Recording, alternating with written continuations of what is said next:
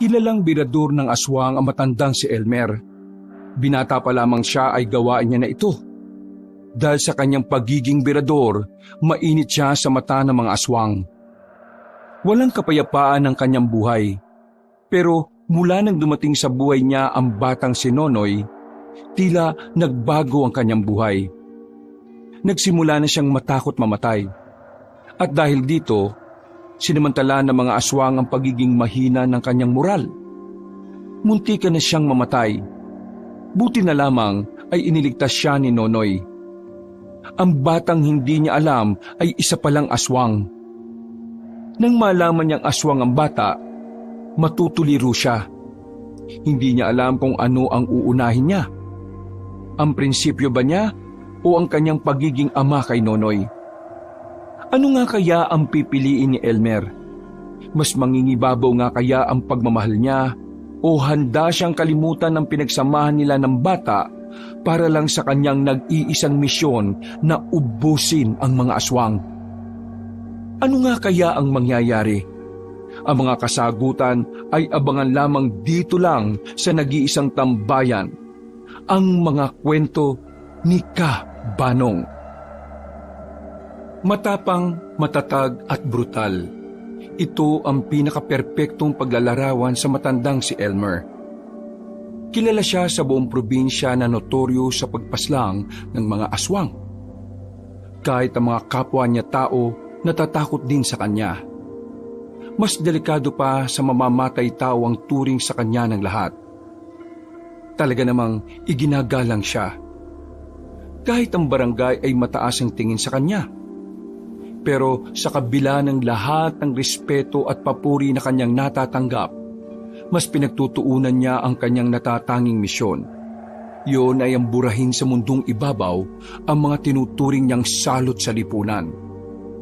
Ang mga nilalang na kung tawagin ay aswang. Masasabi ko matapang ka dahil kahit na alam mong buhay pa ako, naglakas loob ka magpakita. Nung gabing yun, katatapos lampas langin ni Mang Elmer ang isang aswang na nagpumilit makapasok sa barangay Magtibay. Hinugot niya ng malakas ang espadang nakabaon noon sa nilalang. Pagkatapos ay itinusok niya yon sa lupa at dumukot ng sigarilyo. Napayosin na lamang ang matandang birador dahil medyo pinahirapan siya ng kinalaban niya.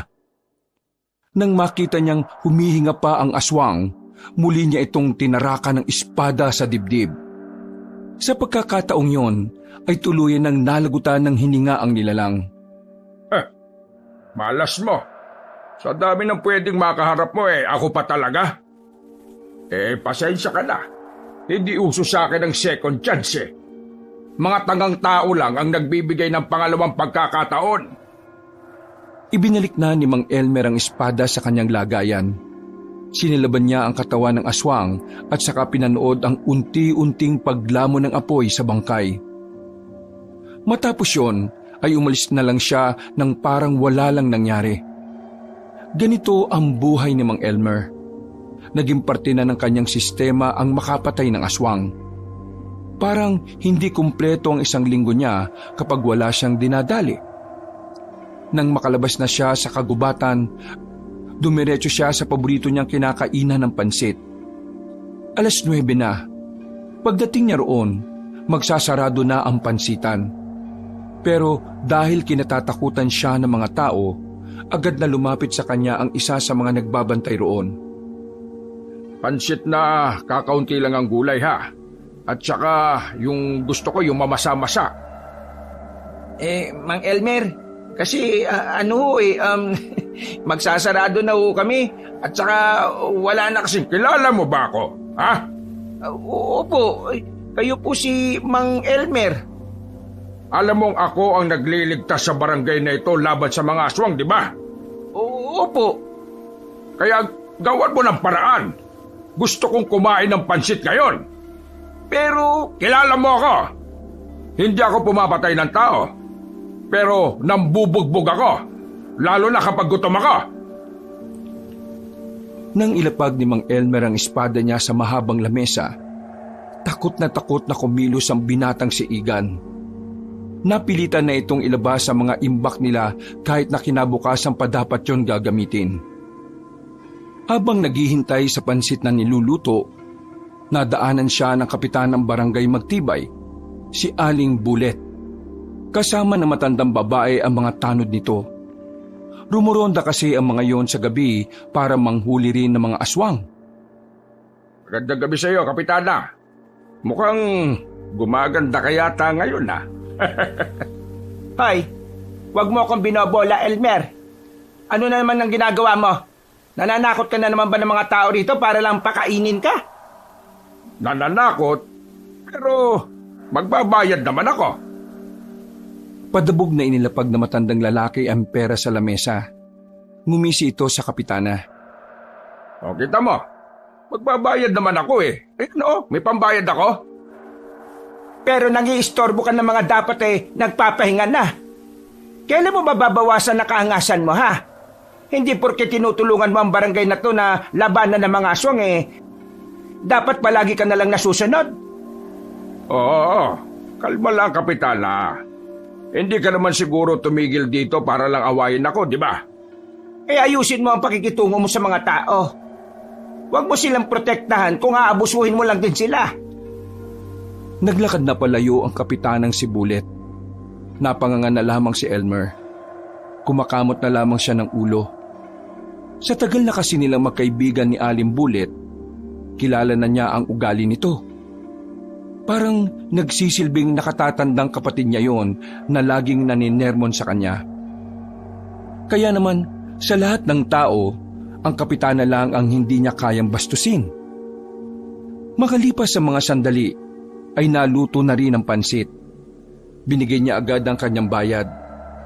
Palis na sana ang binatang si Igan nang paupuin niya ito sa kanyang harapan. Bakit po? Kulang pa po ba yung niluto ko? Anong tingin mo sa akin, matakaw? Paupo ka dito. Sinunod ng binata ang kanyang sinabi. Takot na takot itong humarap sa kanya. Bakit ka natatakot sa akin? Po? Yung mukha mo, para kang maiihi sa salwal. Ang sabi ko, bakit ka natatakot sa akin? Sabi niyo po kasi nambubugbog po kayo eh. Sa tingin mo, bakit kita bubugbugin? Hindi ko po alam. Wala naman po akong kasalanan sa inyo eh. Yun ang punto ko. Hindi kita sasaktan kasi wala ka namang kasalanan at wala kang ginagawang mali. Kaya bakit ka natatakot sa akin? Hindi nakapagsalita ang binatang si Igan. Hindi niya kasi maintindihan kung ano ba ang gustong iparating na matandang kausap niya. Hindi ako kumakain dito at nakikipag-usap sa iyo dahil wala lang. Nandito ako dahil may kailangan akong sabihin sa iyo. Po? Ano po yun? Aso mo yung dinali ng aswang nung nakaraan, hindi ba? Opo. Aso ko nga po yun. Yung aswang na yon, ayun, pinatay ko na kanina. Napatingin si Igan sa espada ng matandang lalaki. Meron pa kasing dugo roon. May alaga rin kasi akong aso noon. At namatay ang aso ko dahil nasa gasaan. Kaya alam ko ang pakiramdam ng mawala ng alaga. Ngayon, Hoy! Bakit ka umiiyak? Nagpapaliwanag lang naman ako. Maraming salamat po talaga kasi binigyan niyo ng hustisya ang pagkawala ni Elmer. Anong sinabi mo, Elmer? Opo, Elmer ang pangalan niya. Kapangalan niyo po yung aso ko. Ay, nako. O, sige na. Huwag ka nang umiyak dahil naiirita ako sa iyo. Kalalaki mong tao Tumigil ka na. Umiiyak ka pa dyan, baka masikmuraan pa kita dyan Mang Elmer, hindi ka naman po pala masama sira ulo ka pala Kailan ba ako naging masama?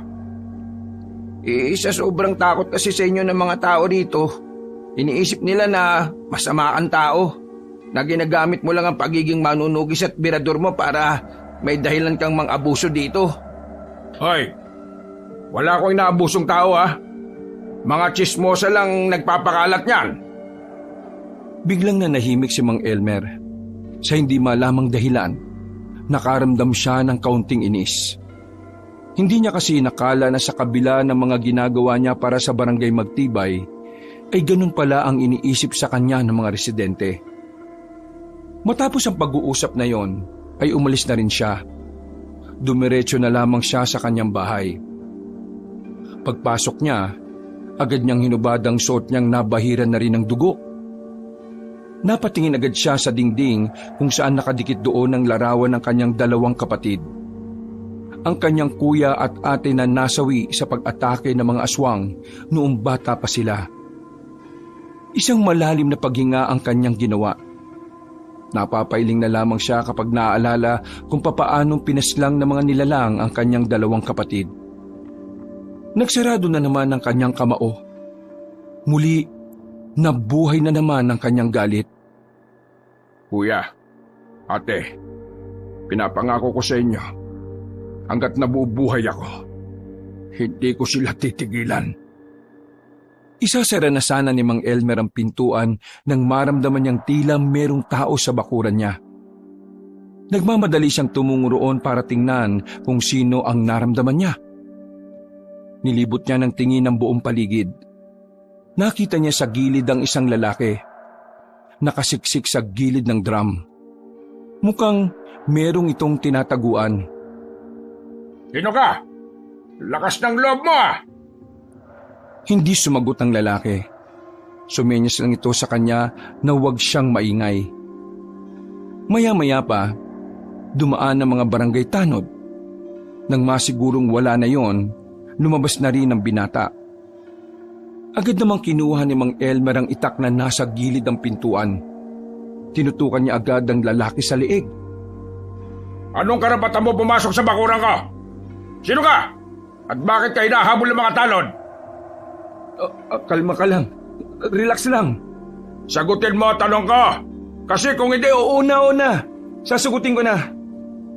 Apo ako ni Lola Bullet. anong pinagsasabi mo? Nilaloko mo ba ako? Hindi. Totoong sinasabi ko. Ito, tinan mo tong picture naming dalawa. Ito, nasa wallet ko. Pinakita pa ng binata ang larawan nila na matandang babae. At dahil doon, ibinaba na rin ni Mang Elmer ang itak. Apo ko ng kapitana rito. Kaya lang naman ako inahabol ng mga yun Kasi ang sabi ni Lola, ipapabugbog niya ako sa mga tanod kapag hindi ko tinapos ang pag-aaral ko. Ayaw ko na kasi talagang mag-aaral Gusto ko na magtrabaho para magkaroon ako ng sarili kong... Kilala mo ba kung sino ako? Hindi. Sino ka ba? Tinulak ni Mang Elmer ang binata. Tumumbay ito sa lupa pero agad din namang tumayo ng dahil sa inis. Ano ba problema mo? Nagpapakilala naman ako Lumayas ka rito! Wala akong panahon sa mga taong walang kwenta! Kung makapagsalita to, kala mo kilala niya ako Sakit ka ng ulo ni Bullet. Tingin mo matutuwa ako sa iyo? Ano naman sa iyo kung sakit ako sa ulo niya? Apektado ka ba? Biglang hinataw ni Mang Elmer ang itak sa leeg ng binata. Pero ang buhok lang ang pinatamaan ng matandang lalaki. Nanlalaki ang mga mata ni Lorenzo ng mga sandaling yon. Bakas na bakas sa kanyang mukha ang kaba at takot. Ako ang berador ng aswang dito sa probinsyang ito. Kung ang mga aswang na mas delikado pa sa iyo kaya kong patayin. Kaya ko rin gawin niya sa iyo. Lalo na sinabi mo pa sa akin na walang halaga ang buhay mo. Wala naman ako sinabing ganun. Grabe naman to Mona, alis na ako. Nakitago lang ako Kumakamot pa sa ulo ang binata nang lumabas na ito ng bakuran na matanda. Amat, siraulong tao to Pumasok na lang ulit si Mang Elmer sa loob ng bahay niya. Naiga na lamang ito at agad din namang nakatulog. Kinabukasan, paggising niya, panibagong problema na naman ang bumungad sa kanya. Sinundo kasi siya ng mga tanod sa bahay niya. Pagdating niya ng barangay hall, nalaman niyang may inatake na naman pala ang mga aswang. Buti na lamang ay hindi namatay ang mga biktima. Hindi ba talaga mauubos ang mga aswang na yan, Elmer? Hindi sila mauubos hanggat hindi ko pa nakikita ang kuta nila. Bakit ba kasi hindi mo pa nakikita? Kasi mahirap silang makita. Ano akala mo sa kanila? Mag-alagala lang kung saan-saan. Nagtatago rin ang mga yan, bulet. Nitong ang mga susunod na mga araw baka mas dumami pa ang mga aswang na makikita sa probinsyang ito. Kaya kung ako sa'yo, makipag-ugnayan ka na sa iba pang kapitan. Tingin ko idadamay nila ang mga tao sa ibang baryo para gantihan ako. O sige, gagawin ko yan. Pero, ikaw ba? Nangangailangan ka ba ng makakasama sa paghahanap sa mga aswang na yan? Kaya ko naman mag-isa. Hindi. Dapat may kasama ka. Kaya ko nga. Matanda ka na, Elmer. Hindi sa lahat ng oras madadaan sa angas. Ipapasama ko sa iyo ang apo kong si Raulo para naman may magawa siyang maganda sa buhay niya. Biglang naalala ni Mang Elmer ang binatang nakausap niya. Naiisip niya palang nakasama niya yon ay parang sumasakit na kagad ang ulo niya. Sigurado ka bang apo mo yung isasama mo sa akin? Si Raulo yun Ikaw nang bahalang magdisiplina. Basta ikaw, kailangan mo ng kasama.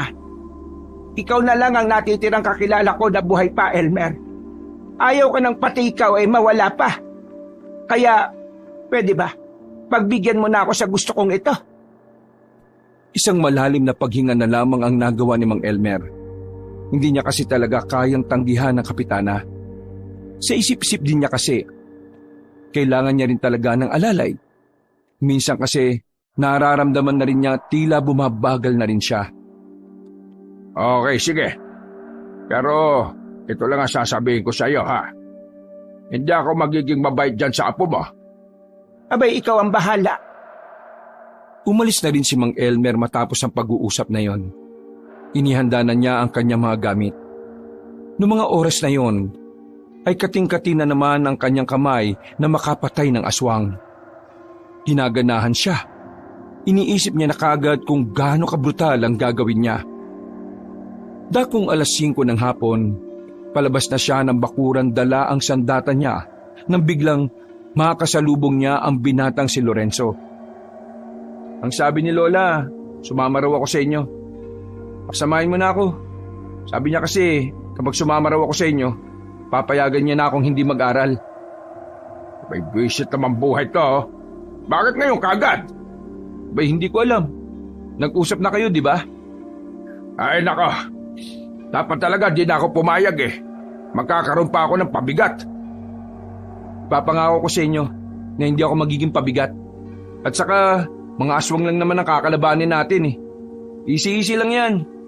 Takot naman ng mga yan sa tao Napangisi na lamang si Mang Elmer.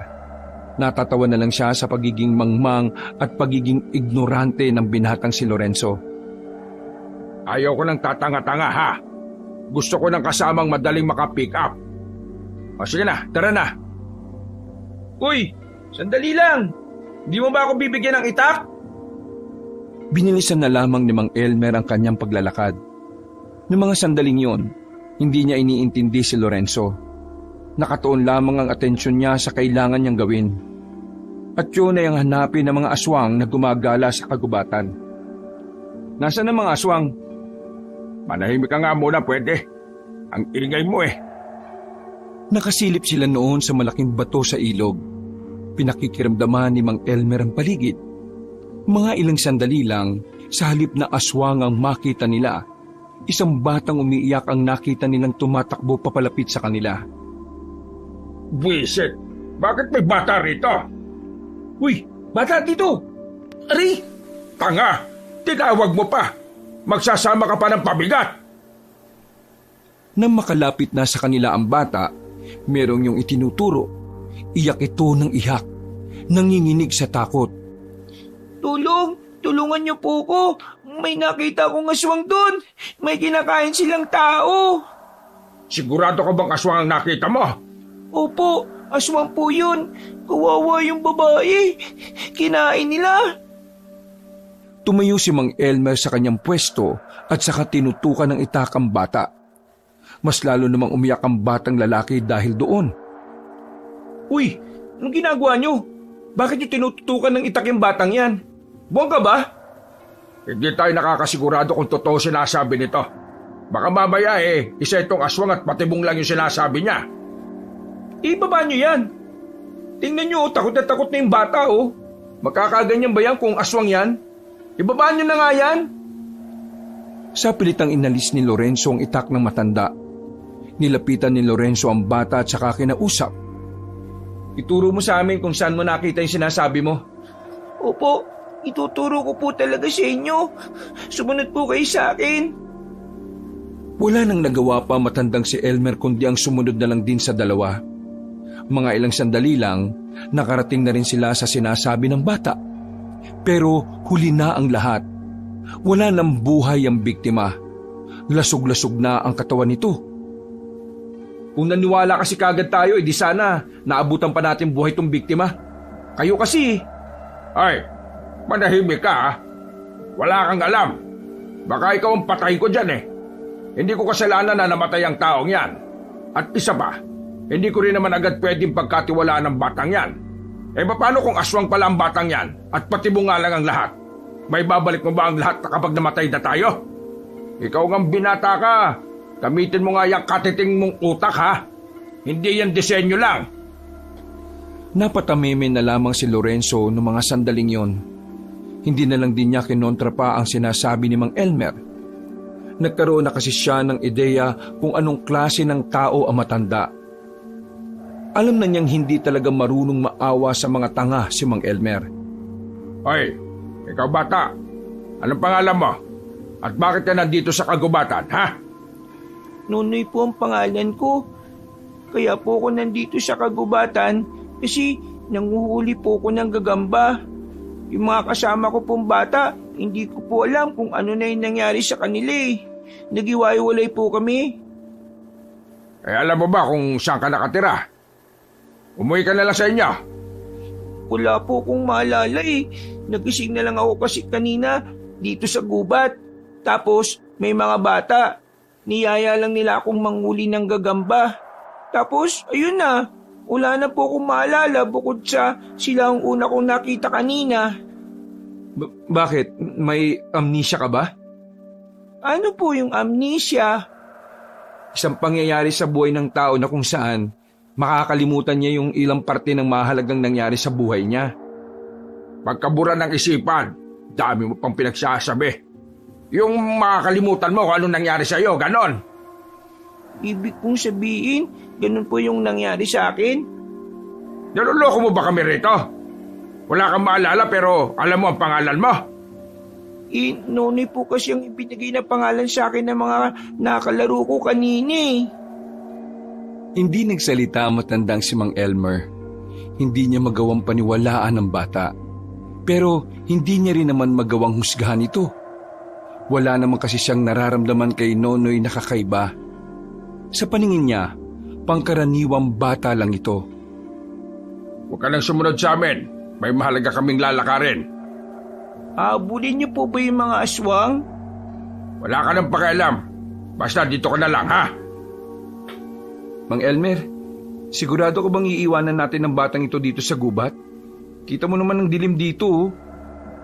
At tingnan mo nga, may pinaslang ang aswang dito. Ayoko ng pabigat sa lakad ko. Kaya ayos lang sa'yo mapahamak ang batang to? Obligasyon ko ba yan? Huwag kang bida-bida dyan, ha? Hindi nga natin siya obligasyon, pero tayo nakakita sa kanya. Tayo may kakayahang tulungan siya sa ngayon. Kaya kung ano man ang mangyayari masama sa kanya, kargo natin siya. Sandaling napatahimik si Mang Elmer. Bigla na lang niyang napagtanto na kahit pala hindi matalino si Lorenzo, may puso pa rin ito para sa iba. Isang bagay na nagugustuhan niya sa tao. Ay nako, bahala ka mag-asikaso dyan, ha? Isama mo kung gusto mo. Pero kapag merong nangyari masama dyan, kasalanan mo na yan. Nauna nang naglakad ang matandang lalaki. Napapailing na lamang si Lorenzo dahil sa kasungitan ni Mang Elmer. Pero sa huli, isinama na rin nila ang bata. Habang naglalakad sila sa kagubatan, ay tumigil si Mang Elmer. Marahan na nitong hinugot ang kanyang espada. Ito na ang dinala niya kaysa sa itak. Dahil sa mga ganitong klase ng lakad, mas komportable siyang gumamit ng mas mahabang patalim. Nandito na sila. Ayaw ko lang tatanga-tanga, ha? Nonoy, wag na wag kang aalis dito ha. May aasikasuhin lang kami rito. Tumango lang ang bata sa binata. Lumapit na rin si Lorenzo kay Mang Elmer. Mga ilang sandali lang, nakakarinig na sila ng mga angil. Sa palagay ni Mang Elmer, nasa 5 hanggang 6 na aswang ang naroon. Kaya naman, hinanda na rin niya ang kanyang sarili. Hindi naman siya kinakabahan. Napapayosi pa nga siya na parang walang haharaping kalaban. Nagtataka nga sa kanya si Lorenzo kung papaano niya nagagawang kumalma kahit na nasa kalagitnaan sila ng delikadong gawain. Ayun na sila! Nagtago si Lorenzo sa likuran ni Mang Elmer. Nang sabay-sabay nang lumusob ang mga aswang, hindi nagdalawang isip ang matandang lalaki na harapin ang mga yon. Parang sumasayaw lang si Mang Elmer habang winawasiwas ang kanyang matalim na espada. Tila nilalaro lang ni Mang Elmer ang pakikipaglaban. Napapangangan na lamang din si Lorenzo sa kanyang nakikita. Hindi nito inakala na ganun pala talaga kabangis sa matandang si Elmer. Wala pang 5 minuto, bagsak na ang mga aswang. Pero lahat ng yun ay humihinga pa. O ano? Napanganga ka, no? Hindi yan kayang gawin ng mga katulad mong duwag. Pinatay mo silang lahat? Oo, nakita mo naman, di ba? 6 sila. Gusto mo, ikaw na yung pang-7. Ang galing mo. Hindi ko kailangan ng papuri mo. Ang kailangan ko ngayon, patunayan mo sa akin na kaya mong sabayan ang mga ginagawa ko. Hinagis ni Mang Elmer ang kanyang espada at nasalo naman yun ni Lorenzo. Gumising matandang lalaki at saka sumenyas. Ha? Anong ha? Ikaw na tumapos sa mga yan. Tinira ko talagang buhay ang mga yan para may gawin ka naman. Papatayin ko sila? Ay bakit? Kaya mo ba silang buhayin? Malamang, patayin mo sila. Kaysa naman ikaw patayin ko. Hinawakan ni Lorenzo na maayos ang espada. Lumapit ito sa isang aswang na naghihingalo. Aamba niya na sana itong itarak ang espada pero huminto ito. Hindi pala kaya ni Lorenzo. Hindi pa pwedeng hintayin na lang natin silang mamatay? Konting buhay na lang naman eh. Walang kwenta! Akin na nga yan! Kahihiyan ka talaga ng lola mo! Duwag! Pagkakuha ni Elmer sa espada, pinagtututusok niya ang mga aswang sa ulo. Talsikan pa ang mga dugo pero normal na lamang yon para sa matanda. Kung ganyan ka kalambot at kaduwag, pakiusap lang ha. Huwag ka lang sumama. Hindi ko kailangan ng duwag. Mahina at walang lakas ng loob. Dismayadong naglakad si Mang Elmer paalis. Bumalik ito sa bahay niya.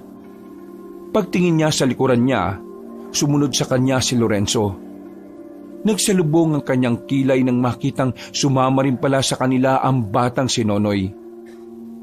Hindi ka ba talaga nag-iisip? Bakit mo dinala ang batang yan dito? Ayaw niyang umalis eh. Sunod ng sunod. Kaya ayan. Pakiusap po. Wala na po kasi ako mapupuntahan eh. Sige na po.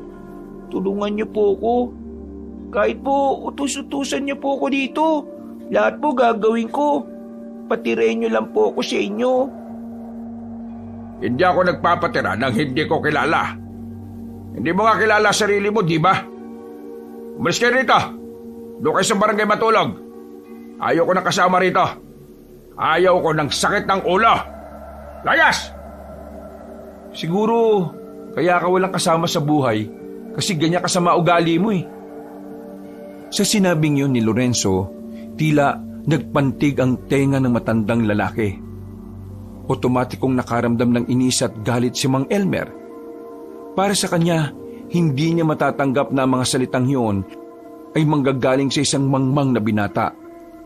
Binitiwan ni Mang Elmer ang espada at saka hinawakan sa kwelyo ang binatang si Lorenzo. Wala kang alam kung anong dahilan kung bakit ako ganito, ha? Kaya ikaw, Manahimik ka kung ayaw mong makatikim sa akin. Totoo naman kasi, ang sama ng ugali mo.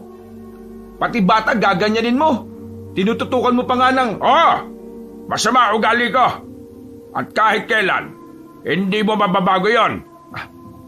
Hindi yun mababago ng isang kagaya mong walang ibang alam kung hindi maging problema sa iba. Umalis na kayo!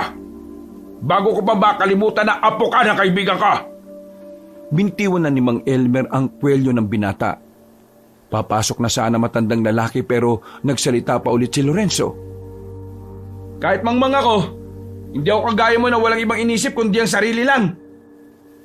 Hindi na napigilan pa ni Mang Elmer ang kanyang sarili. Sinuntok na niya sa mukha ang binata. Nagulat si Lorenzo ng mga sandaling yun. Kahit kasi matanda na, malakas pa rin ang suntok na matandang lalaki. Para siyang sinuntok ng boksingero. Wala kang karapatan na magsalita sa akin ng ganyan dahil una sa lahat, wala kang alam kung ano ang pinagmulan ko. Ipis ka lang sa paningin ko. Kaya kahit na ano sabihin mo, kahit kailan, hindi magiging mahalaga sa akin. Inutil! Akala ni Lorenzo ay tapos na si Mang Elmer. Pero hinila na matanda ang kwelyo niya at sapilitang itinayo. Pinagsasasapak siya nito sa muka. Paulit-ulit siyang bumabagsak pero paulit-ulit din siyang itinatayo ni Mang Elmer.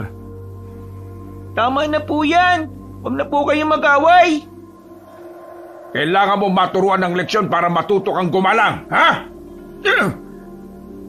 Nang nakaiga na sa lupa ang binata, pinagsisisipa siya ni Mang Elmer. Naawat lang ito na mapadaan ng mga tanod kasama ang kapitana. Ano nangyayari? Bakit mo binubugbog ang apo ka? Napakasira ulo. Walang modo. Bastos! Ilayo mo sa akin yung apo mo. Baka ito ang unang pagkakataon na makapatay ako ng tao. Lorenzo, ano bang ginawa mo?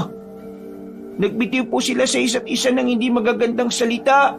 Kaya po sila nag-away. Pasensya na po. Kasalanan ko po kung bakit sila nag-away. At sino ka naman? Kasama po ko ni Kuya Lorenzo. Nang makabangon na si Lorenzo, muntikan pa ito matumba. Buti na lang ay inalalayan ito agad ng mga tanod. Totoo naman ang sinabi ko eh.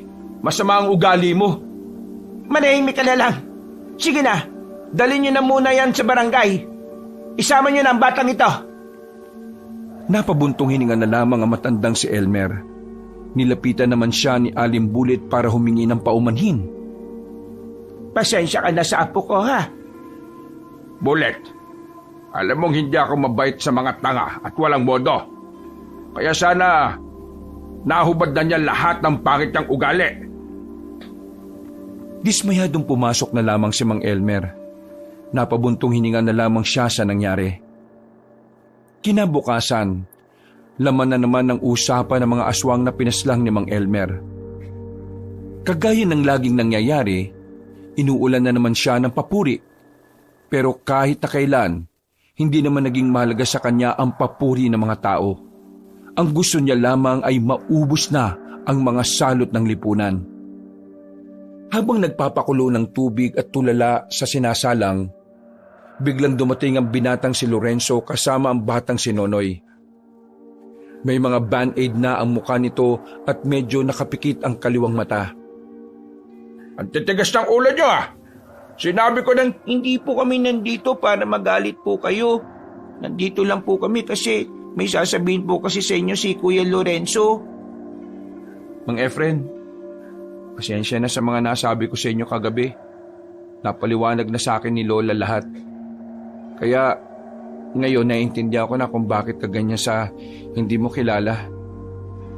Pasensya na ho talaga. Masyado kitang hinusgahan kahit na hindi pa kita nakikilala. Alam kong mali ang mga sinabi ko. Kaya humihingi po ako ng dispensa. Sinabihan ka ng lola mo kaya ka nandito ngayon. Sinabihan niya ako pero kagustuhan ko na rin. Alam niyo po, aminado kong mahina naman talaga ang utak ko eh. Wala akong silbi sa pamilya. Pero hindi naman po ako masamang tao. Marunong akong magpakumbaba. Kapag alam ko pong ako ang mali, humihingi po ako ng dispensa. Kaya sana po, tanggapin niyo po ako. Sige. Ayaw ko na lang maulit yon kasi baka sa susunod, sa morgue ka na damputin. Isa pa, Elmer ang pangalan ko. Pinagsasasabi mong Efren. Ay, oo nga po pala. Elmer nga po pala. Sa susunod, kilalanin mo ng maigi ang isang tao bago ka magbitaw ng mga husga, ha? Kaya nga po, kung ayos lang sana hayaan niyo pa rin akong sumama sa inyo. Nang sa ganun mas makilala ko na po kayo. Para kapag kilala ko na po kayo, pwede ko na po kayong husgahan. Oo, nag-uumpisa ka na naman ba? Naku, hindi po. Nagbibiro lang naman po ako. Buti naman po't bati na kayo. Dapat talaga hindi kayo nag-aaway kasi masama nag-aaway Paano yung batang yan? Hindi ho siya pwede sa barangay Mang Elmer. Walang bakanting lugar dun sa kanya. Biglang lumapit ang batang si Nonoy kay Mang Elmer. Hinawakan ng bata ang kanyang kamay at tila nangingilid pa ang luha. Mang Elmer, sige na po. Parang awa niyo na po. Wala na po ako mapupuntahan Ayaw ko na po sa labas lagi. Natatakot po ako sa mga aswang. Mang Elmer, kahit po ano gagawin ko, maging alipin niyo po ako ayos lang po. Sige na po, pakiusap po isama niyo na po ko. Diyos ko naman, ang bihira naman talagang buhay to. Mang Elmer, siguro naman, hindi naman makakasama kung pagbibigyan natin yung bata hanggat wala pa siyang malilipatan. Kasi naman... Bigla na lang nawalan ng malay ang matandang si Elmer. Bumagsak ito sa hagdanan. Buti na lang ay nasalo ito ni Lorenzo kaya hindi ito nahulog. Mang Elmer, anong nangyayari sa inyo? Mang Elmer, uy! Binuhat ni Lorenzo ang matanda. Ipinasok nila yon sa loob ng bahay. Agad na inasikaso nila si Mang Elmer. Yung abaniko, kunin mo. Paypayan mo siya. Ihanda ko ang lahat ng dapat nating gamitin. Hindi malaman ni Lorenzo kung ano ang gagawin sa mga sandaling yon. Nang makakita siya na matapang na langis, nilagyan niya si Mang Elmer sa ilong. Mga ilang sandali lang, nagkaroon na ulit ng malay ang matanda. Nagsasalita ito, pero hindi nila gaanong maintindihan dahil naninigas ang panga nito. Ha? Hindi ko kayo maintindihan. Uy Lorenzo, tingin kong sinasabi niya, yung kamay niya at paa, kailangan nating hilutin. Ha? O sige. Ikaw sa kamay, ako naman sa binti. Halos 5 minuto nilang hinilot ang matandang si Elmer. Mga ilang sandali lang ay nawala na rin ang paninigas ng ilang parte ng katawan nito. Hingal na hingal ang dalawa. Kabado sila dahil nakita nilang nagkukulay ubi na ang labi ni Mang Elmer. Mang Elmer, kumusta po ang kalagayan niyo? Ayos na po ba kayo? Mang Elmer? Kaya ko na. Ayos na ako. Akala namin, mawawala na kayo, Mang Elmer. Ano ka ba? Masamang magsalita ng ganyan, Nonoy. Munti ka na naman ako. Mang Elmer, ano po bang nangyayari sa inyo?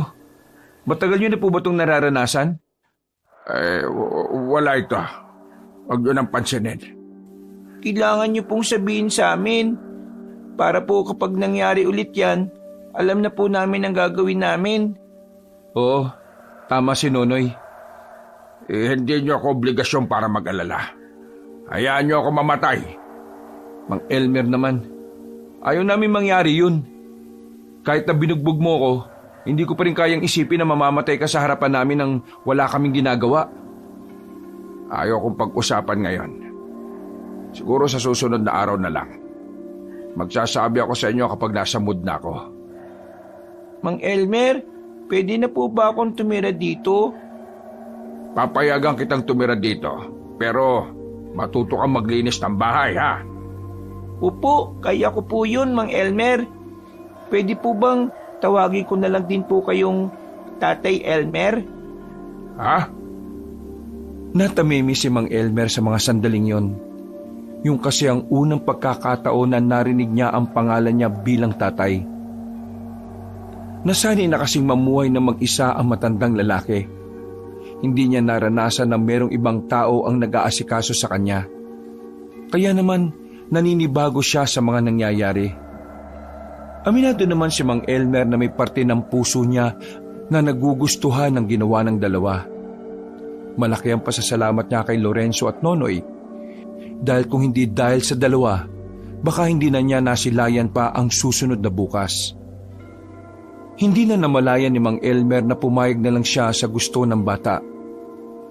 Pinatira niya ito sa bahay niya. Kasama na rin si Lorenzo. Nagtataka nga sa kanya si Aling Bulet kasi hindi inakala ng kapitana na madaling papayag si Mang Elmer na kupkupin ng dalawa. Lumipas ang 1 buwan. Naging parte na ng sistema ni Mang Elmer ang presensya ni Lorenzo at Nonoy. Tila hindi kumpleto ang araw niya kapag mag-isa lang siyang nasa hapagkainan. Tila nahati na rin ang kanyang atensyon. Kung dati ay nakatuon lang ang utak niya sa mga aswang, ngayon ay nakatuon na rin ang utak niya sa bahay niya. Dahil mula na magkaroon siya ng kasama, palagi na niyang iniisip kung saan siya kukuha ng kakainin nila. Sa loob ng 1 buwan, malaki na ang pinagbago ng matandang lalaki. Bagay na kahit papaano, gusto rin naman ni Mang Elmer. Oh, asan na naman yung batang yon? Baka ho nandyan lang po sa labas, naglalaro. Eh anong oras na oh? Hindi ba siya nagugutom? Tapos kapag nagkasakit, iiyak-iyak at ayaw uminom ng gamot. Sira ulo talagang bata yun, oh. Lingid sa kaalaman ng lahat, may espesyal na lugar ang mga bata sa puso ni Mang Elmer. Kaya naman, nang dumating sa buhay niya si Nonoy, hindi niya na namalaya na unti-unti na pala siyang nagpapakaama. Nag-aalala siya sa kapakanan at kalusugan ng bata. Uy, nag-aalala siya. Hindi naman siya dating ganyan. Gusto mong balian kita ng buto mo dyan? Alam mo, Mang Elmer, wala namang masama minsan kung aaminin na malambot tayo. Kasi sabi nga sa akin ng lola ko noon, kapag tinanggap mo ang kahinaan mo, ibig sabihin ay tanggap mo na kung ano ka. Sinabi rin niya sa akin yan. Hindi pa rin pala siya nagbabago ng mga salita niya. Pero may iba po tayo, ha?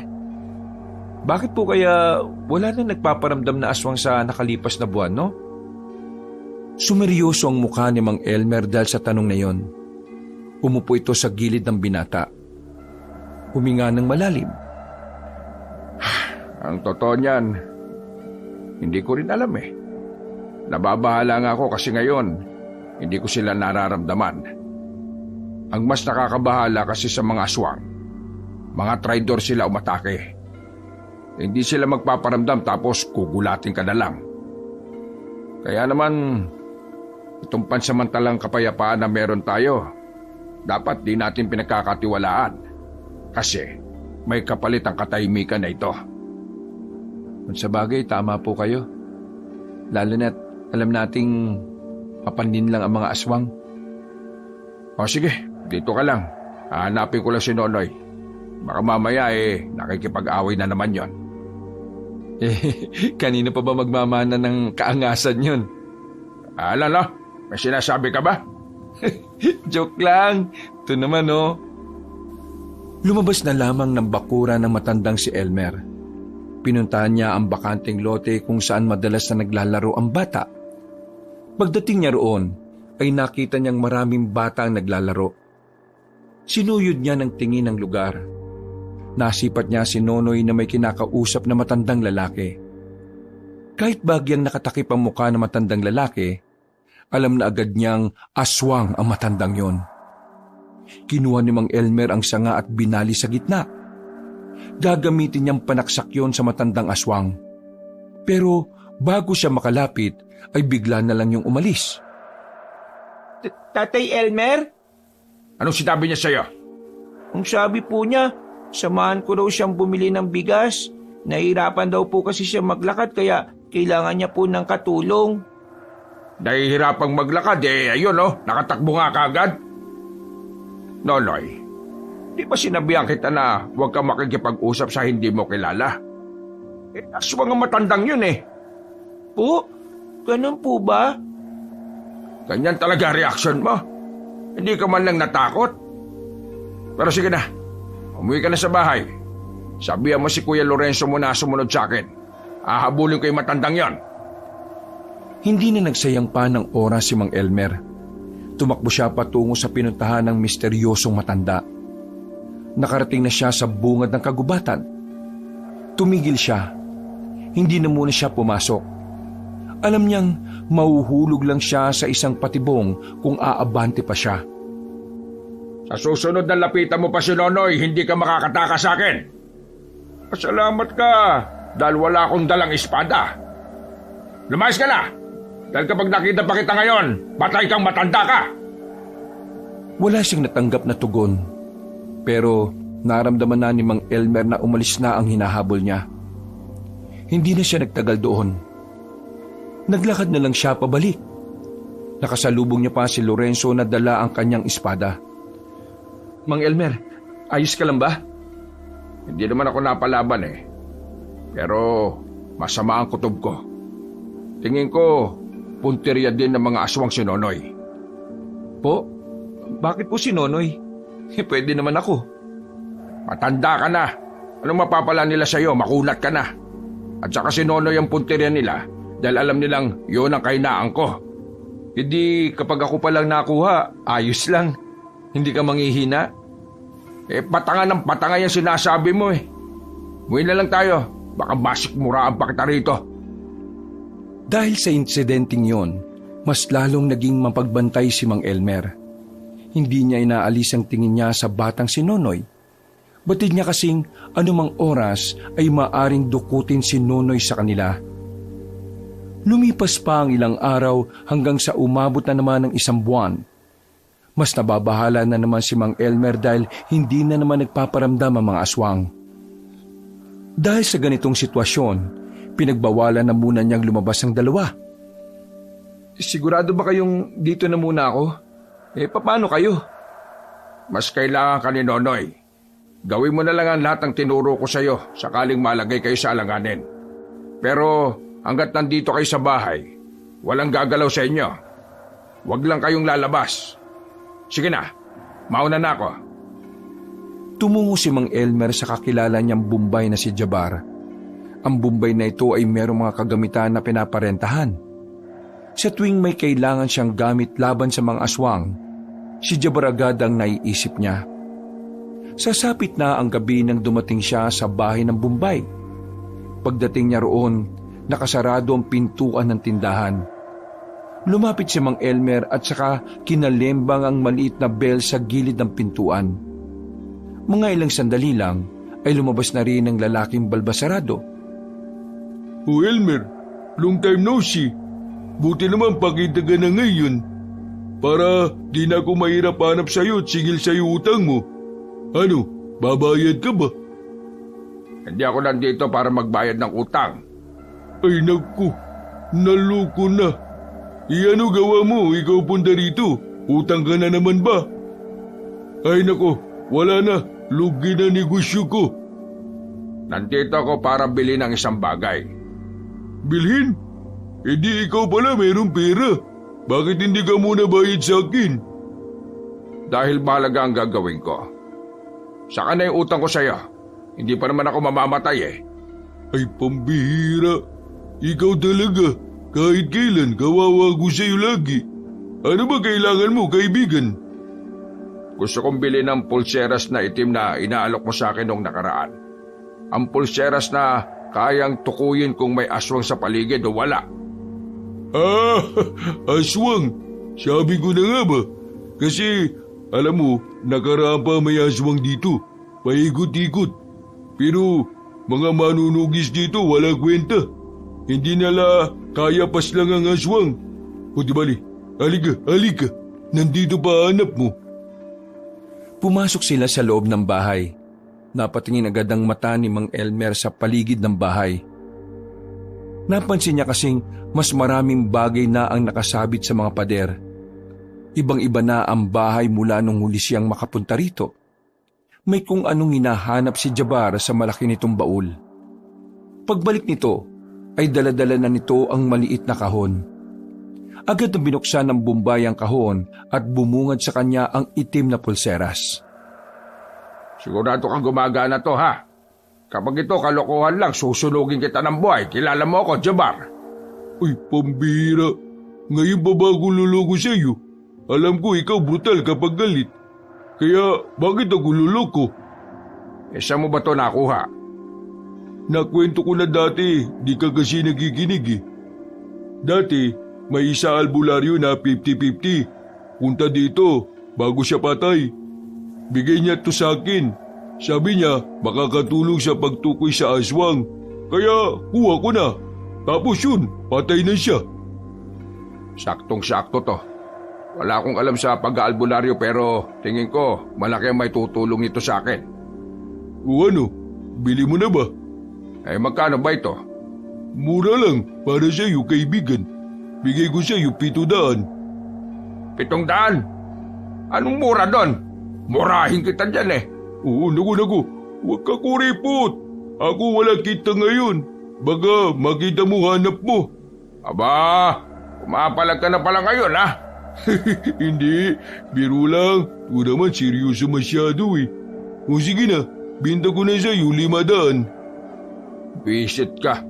Pati ako tutubuan mo parang malaki. Inabot na ni Mang Elmer ang pera at saka kinuha na rin ang pulseras. Palis na sana matandang si Elmer nang may pahabol pa sa kanya si Jabar. Kaibigan, ingat ka ba lagi? Kaibigan kita, kaya ako nag-aalala sa iyo. Sila mag-ingat sa akin. Ngayon mga aswang, tingin ikaw galit sa iyo. Dami mo kasi pinatay na aswang eh. Kaya ikaw kaibigan ha, ikaw ingat. Kapag namatay ka, wala na akong kaibigan. Alala ko rin na utang mo, paano mabayaran? Ay nako, ikaw rin, mag-iingat ka rin palagi. At hindi ako mamamatay, mababayaran ko yung utang ko sa iyo.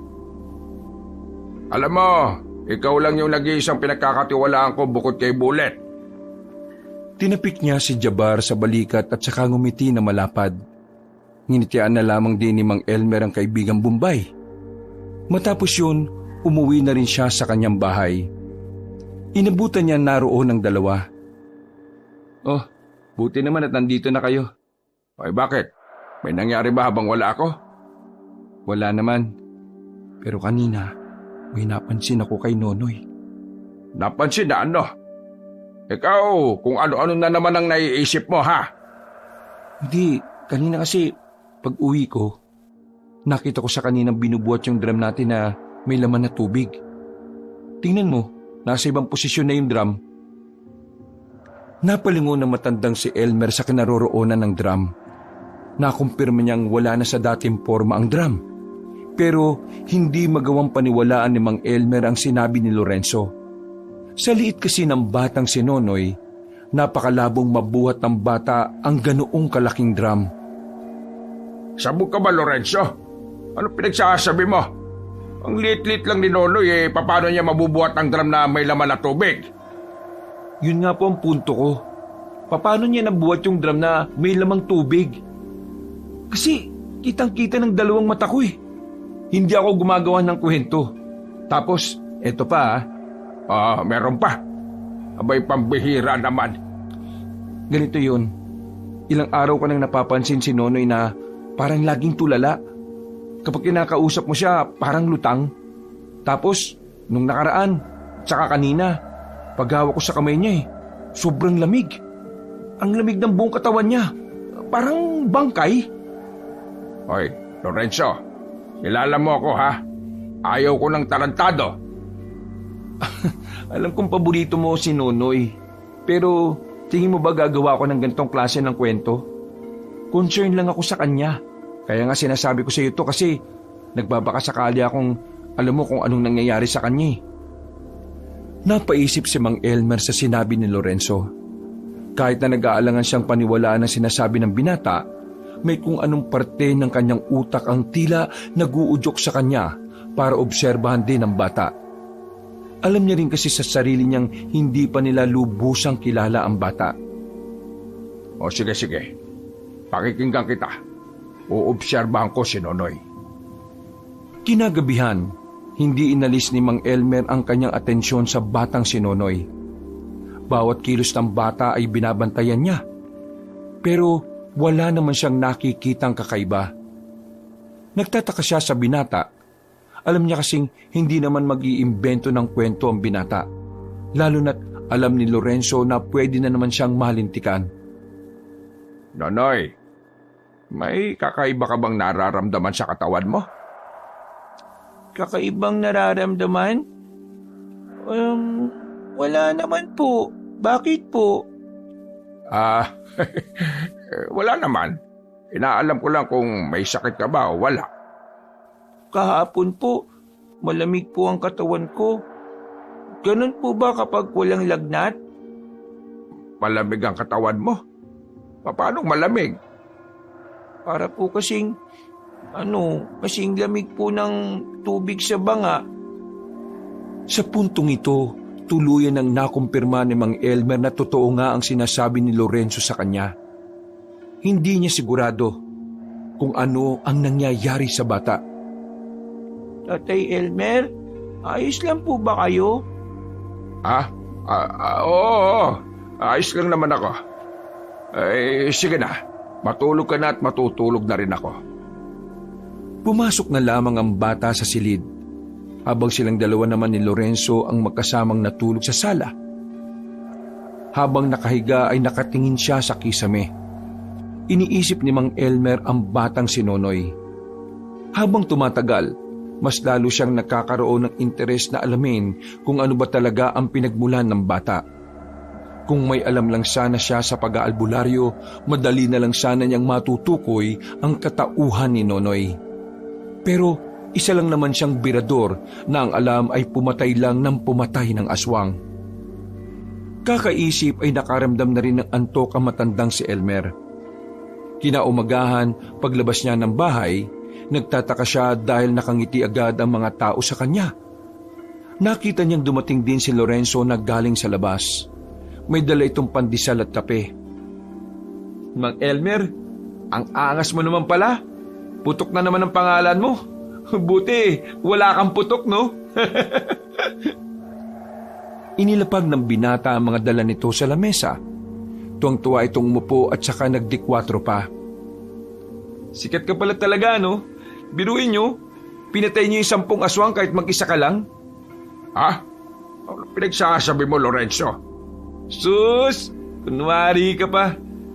Huwag ka na magpahambol, no? Hindi bagay sa'yo. Ay, hindi ako lumabas ng bahay kagabi, Natulog ako. Magkatabi tayo magdamag. Lo, talagang pahambol pa, oh. Hindi nga ako lumabas kagabi. Kaya hindi akong pumatay sa mga aswang na sinasabi mo. Hindi ko nga rin alam yan, Ha? Kung hindi ikaw, sino? Aba, hindi ko alam. Kinuha na ba ang mga bangkay ng aswang? Hindi pa po. Hinihintay pa nga ang susunog sa mga bangkay, Oh, saan kayo pupunta? Uy, sandali, sasama ako! Mabilis na naglakad ang matandang si Mang Elmer patungo sa kinalalagyan ng bangkay ng mga aswang. Nang makarating na sila roon, ay agad niyang sinuri ang mga yon. Pagtingin niya sa mga hiwa sa katawan, nagtataka siya dahil hindi yun hiwa na gawa ng kahit na anong patalim. May ilang parte din ng aswang ang nakabuka at halos lumabas na ang laman loob.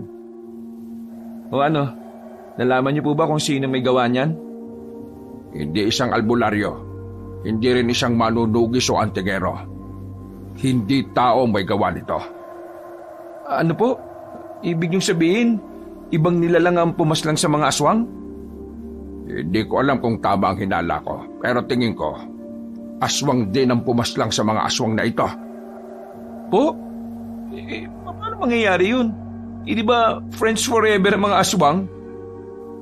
Nakita ko po ang pangyayari. Napalingon sila sa gilid ng marinigang tinig na yon ng binatang si Igan. Nakatayo ito sa gilid ng puno. Parang nahihiya. Hindi makatingin ng maayos. Natatakot kay Mang Elmer. Ano nakita mo? Nakita ko yung patayan sa pagitan ng mga aswang at ng nag-iisang aswang. Malakas yung isang aswang. Sobrang bilis. Teka. Paano kami maniniwala sa'yo? Paano mo makikita di ba lagi ka lang nasa karinderya? Naglalakad ako pauwi. Galing ako sa pinsan ko nang marinig ko mga nakakatakot na angil ng mga aswang. Sa takot ko, nagtago ako sa kagubatan. Hindi ko inaasahan na doon pala sila nakabang. Nakita ko sila. Grabe, nakakatakot. Para mga gutom na hayop sa gubat. Akala ko nga mamamatay na ako eh. Pero bigla na lang may dumating na isa pang aswang. Madilim kaya hindi ko mamukaan. Kahit man lang suot niya, hindi ko naaninag. Pero nakakasiguro ako na maliit ang nilalang na yun. Mas maliit sa mga aswang na kinalaban niya. Tingin ko parang batang aswang lang yun. Ano? Bata? Sigurado ka ba sa nakita mo? Hindi nga ako sigurado. Basta para siyang bata, maliit Mabuti niligtas niya ako. Pero hindi ko pa din alam kung bakit niya ako niligtas Lalong naguluhan ang utak ni Mang Elmer sa mga sandaling yon. Ito kasi ang unang pagkakataon na nakarinig siya ng ganoong kwento. Ang pagkakaalam niya rin kasi, malabong mag-away-away ang mga aswang. Hanggang sa makabalik na sila ng bahay. Balisa pa rin ang utak ni Mang Elmer. Sumasakit na ang ulo niya sa kakaisip. Nang magtanghalian na sila, magkakaharap na rin sila sa iisang lamesa. Tahimik lang ang batang si Nonoy. Ibang-iba ito kumpara sa mga nakaraang araw na parang laging masigla at makulit. Nonoy, malapit na magpasukan. Napag-usapan namin ni Mang Elmer na ipapasok ka na namin sa paaralan. Para naman mas ma-enjoy mo pa yung kabataan mo at may matutunan ka. Huwag mag-alala, tutulungan ka ni Lola sa pang-araw-araw na baon mo. Ako, marami pong salamat. Gusto ko din naman po kasing mag-aral Kaya nga dapat pagigihan mo kapag nag-aaral ka na ha. Teka, ano yan? Bakit may sugat ka sa kamay? Tsaka, ang lalim niya na. Maging si Mang Elmer ay nabahala rin nang makita ang braso ng bata na may hiwa. Hindi naman sobrang laki pero medyo malalim. Unang tingin pa lang ni Mang Elmer, alam na agad niyang ito ay isang kalmot. Ano po? Wala yan. Sumabit po ako sa alambre. Bakit parang hindi masakit? Di ka ba nasasaktan? Ayos ka lang ba? Ayos lang naman po. Hindi naman po ako nasaktan ng sobra. Habang nag-uusap ang dalawa, bumagal ang pagmuya ni Mang Elmer. Kinakabahan siya. Hindi niya kasi gusto ang pumapasok na hinala sa kanyang utak. Ayaw niyang isipin ang bagay na yon dahil ayaw rin naman niyang maging tama ang duda niya. Sa halos 2 buwan na nilang pagsasama sa bahay, mahal na niya ang batang si Nonoy. Kaya naman, nahihirapan siyang isipin ang batang si Nonoy ay maaaring isang aswang. Nonoy, may naalala ka na ba? Sa tanong na yun ay napatigil ang usapan ng dalawa. Nakita ni Mang Elmer na tila sumeryoso na rin ang mukha ni Nonoy. Naaalala po? Wala naman po. Tumango na lang si Mang Elmer, pero ang totoo, naghihinala na rin siya sa bata. Kung si Mang Elmer ang tatanungin, ayaw na niya ang nararamdaman niya. Hindi niya gustong pinaghihinalaan niya ang katauhan ni Nonoy. Pero kailangan niya kasing makasigurado. Dahil sa oras na mapatunayan niyang aswang nga si Nonoy, siguradong malalagay rin ang buhay ng bata sa panganib. Gabi na naman, tahimik na ang paligid. Habang mahimbing na ang tulog ni Nonoy, lihim niyang kinausap si Lorenzo. Ipagtatapat na sana niya ang kanyang mga naiisip pero naudlot ito nang tumunog na ang sirena ng barangay. Isang senyales na ang kanilang barangay ay pinasok na ng mga aswang. Kunin mo itak mo. Sumama ka sa akin. Po, paano po si Nonoy? Hayaan mo siya. Kaya niya mag-isa. Po? Dalian mo na. Nakapasok na ang mga aswang.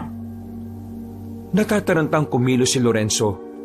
Bago nila puntahan ang kinaroroonan ng mga nilalang, ay pinuntahan na muna nila ang barangay. Naabutan nilang papaalis pa lamang ang mga tanod at ang kapitanang si Bullet. Huwag na kayo sumunod, Bullet. Ang gawin mo na lang, ipakalat mo sa barangay ang mga tanod mo. Ako nang bahalang pumasok sa gubat. Sigurado ka ba? Baka marami sila. Sigurado ko. Malakas ang loob kong may tutulong sa amin. Buang, ayaw mong tulungan ka ng mga tao ko tapos aasa ka may tutulong sa inyo. Ayos ka lang ba, ha? Sige na, sundin mo na lang ang sinabi ko. Wala na ring nagawa pa ang matandang babae. Pinakalat nito ang mga tanod at saka umalis na rin si Mang Elmer at Lorenzo. Mabilis nilang tinungo ang naririnig nilang mga hiyaw. Nang makarating na sila sa gubat, dito na nagsimulang maghanda ang dalawa. Mang Elmer, bakit mo ba kasi hindi pinasama ang mga tanod? Sino ba kasing tinutukoy mo na tutulong sa atin? Yung aswang na sinasabi ng binatang taga-karinderya. Aswang nga rin yun eh. Magtitiwala ba tayo doon? Dito natin malalaman kung talagang kakambi ba siya o hindi. At malalaman mo na rin kung sino siya. Tumigil ang dalawa sa paglalakad nang maramdaman na ni Mang Elmer ang presensya ng mga nilalang. Pagtingala niya, nakita niya sa sanga ng puno ang isang matandang lalaki. May dala itong lampara kaya namukha na niya yon. Hindi pamilyar ang mukha na matanda sa kanya, pero sigurado siya na ang matandang yon ang nakausap ni Nonoy sa bakanting lote. Mang Elmer, sino siya? Tila medyo nagbago ang aura ng mukha mo. Ganyan ba talaga kapag meron ka ng pinoprotektahan? Hindi kita kilala. Magpakilala ka, matanda ka. Dahil interesado ka naman pala kung sino ako. Kaya sige, magpapakilala ako sa iyo. Ako si Magno, ang tumatayong leader ng mga aswang ngayon dahil pinatay mo ang pinuno namin. Bataan ka pala ni Adolfo. Ang lakas naman ang loob mong maging pinuno. Siya nga, hindi siya umubra sa akin eh. Ikaw pa yata naalalay lang? Tumawa ng malakas si Magno pero kalaunan ay bigla na lang ding itong naging seryoso. Mararamdaman na ang galit at buot sa tinig nito. Ikaw ang dahilan kung bakit ngayon watak-watak kaming mga aswang.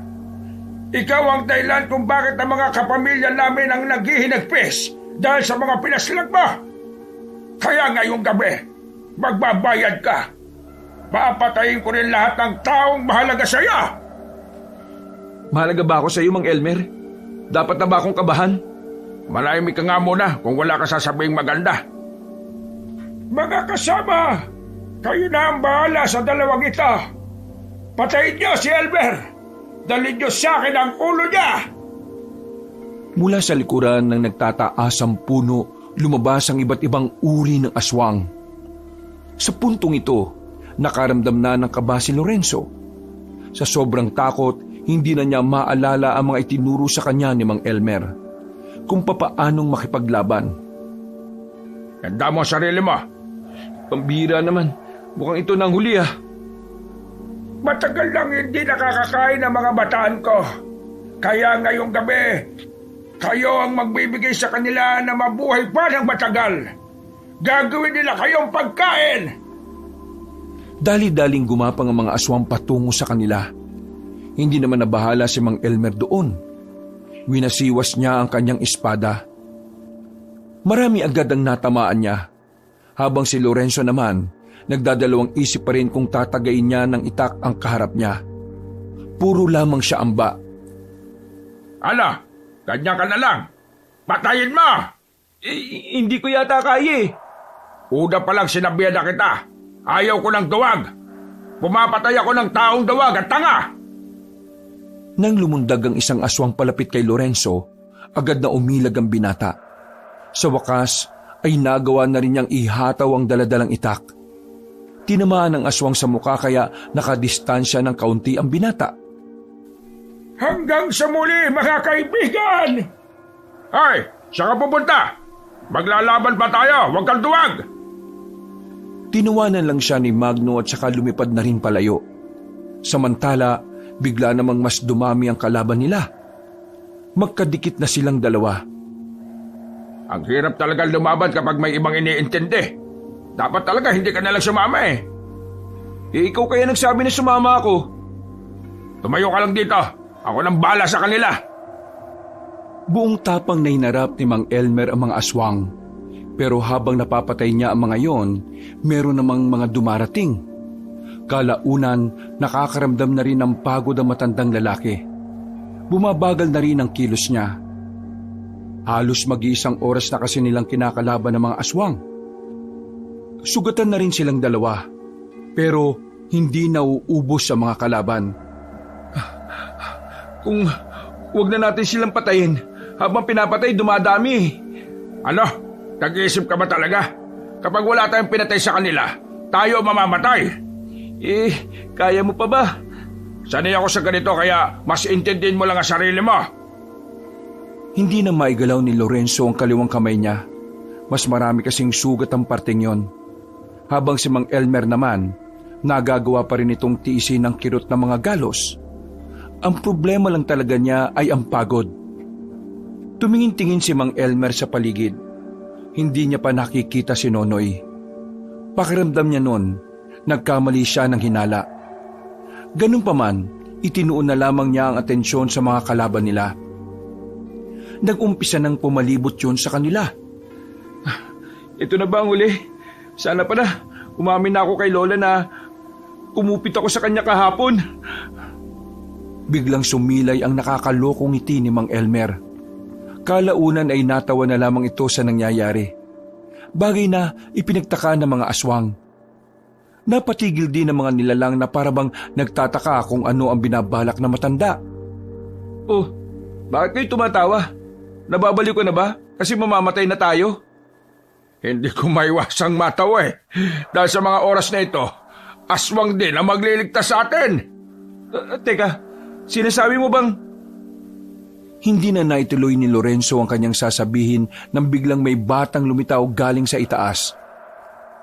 Nakita ni Lorenzo na si Nonoy ang batang yon. Nanlaki ang mga mata ng binata at hindi makapaniwala. Mas lalo pa itong nawindang nang makitang mabilis na kumilos si Nonoy palapit sa mga aswang. Pinagkakakalmot ng bata ang kapwa nito aswang.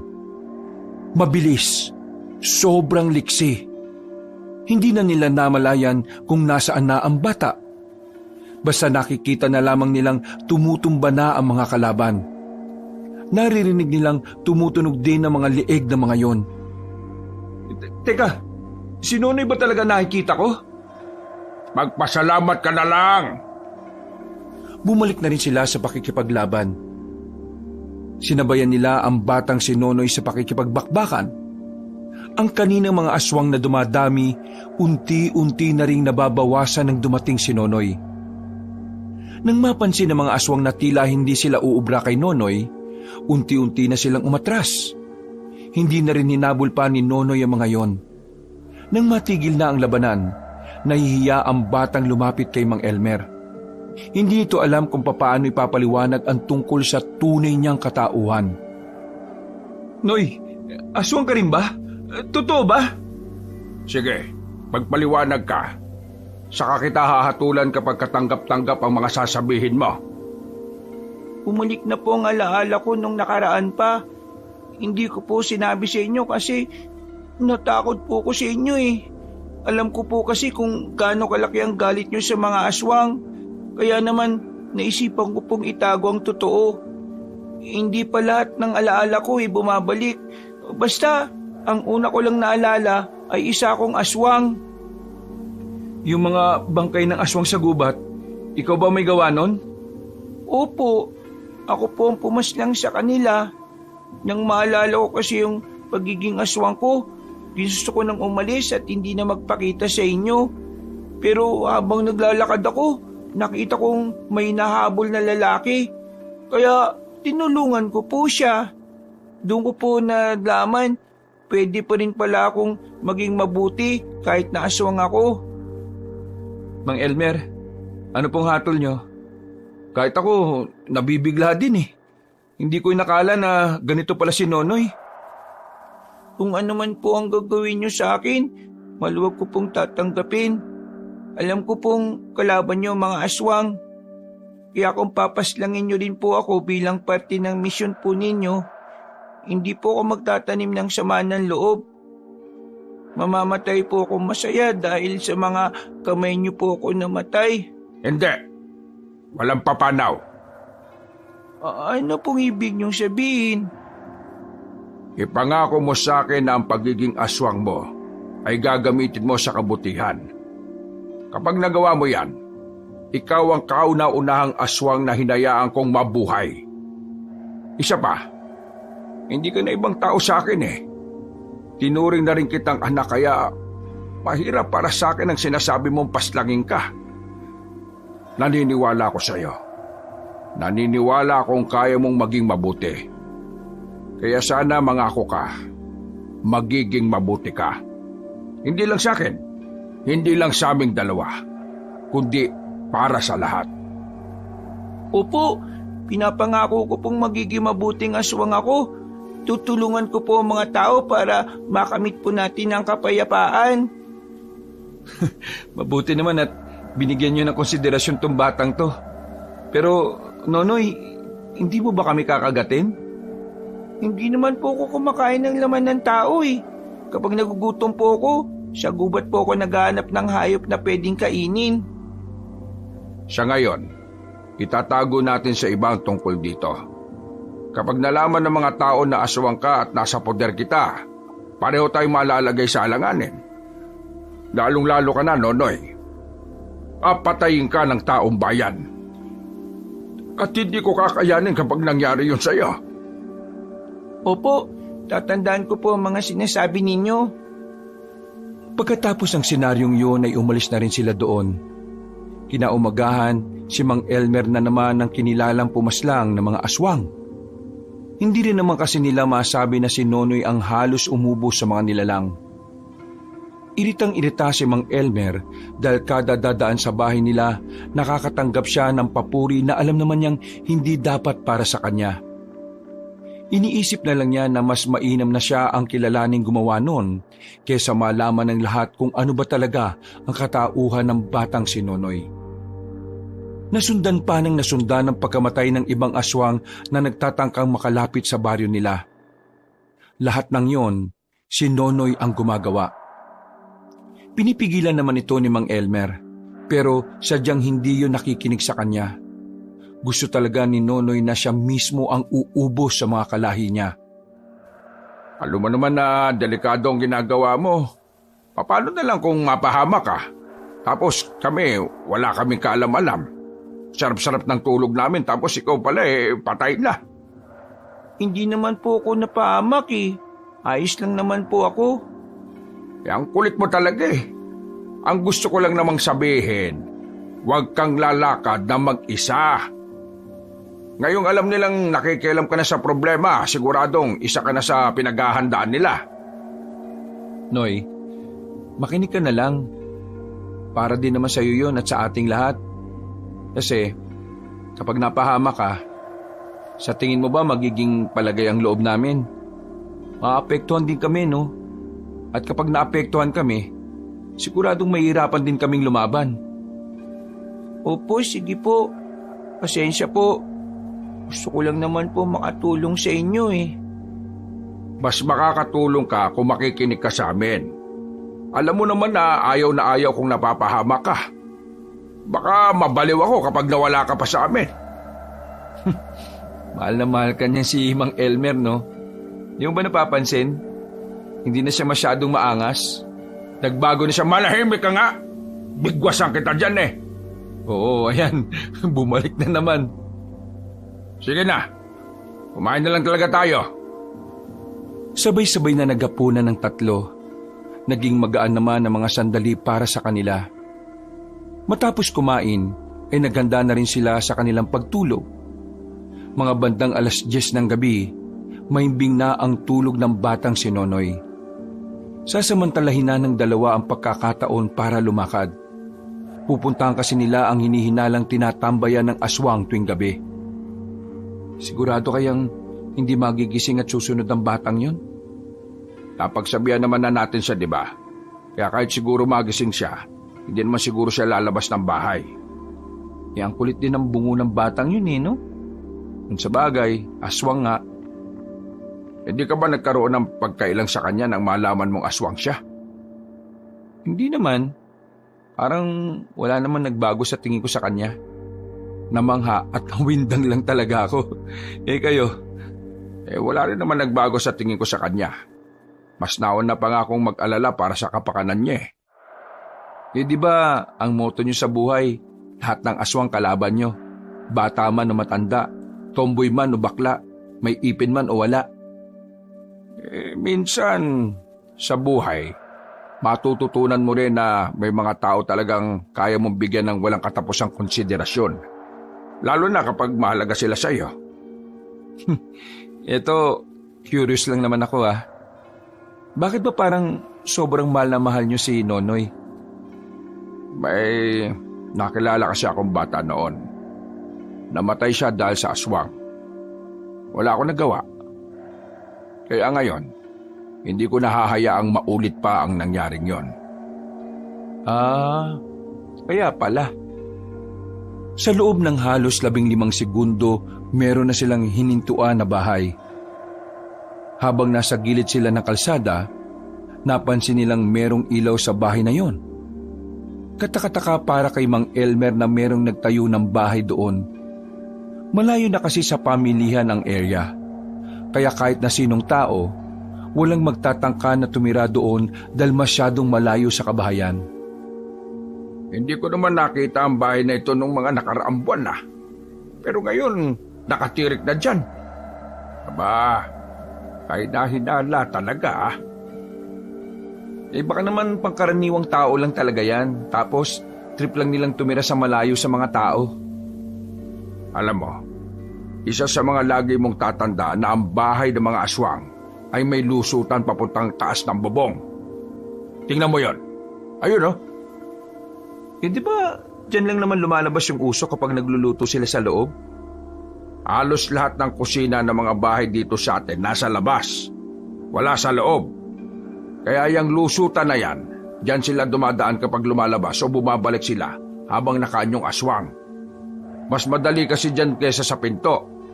Isa pa, sinasabi rin ng suot kong pulseras na aswang ang mga naryan.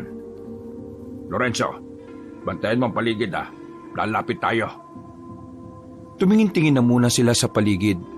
Nang masiguro nilang wala namang tao, sinimulan na nilang lumapit. Hawak-hawak na ni Mang Elmer ang kanyang espada. Habang itak naman na kinakalawang ang kay Lorenzo. Nang ilang dipa na lang ang distansya nila, may kung anong bagay ang dinukot ni Lorenzo sa kanyang maliit na bag. Oh, ano yan? Nabili ko lang to sa bayan.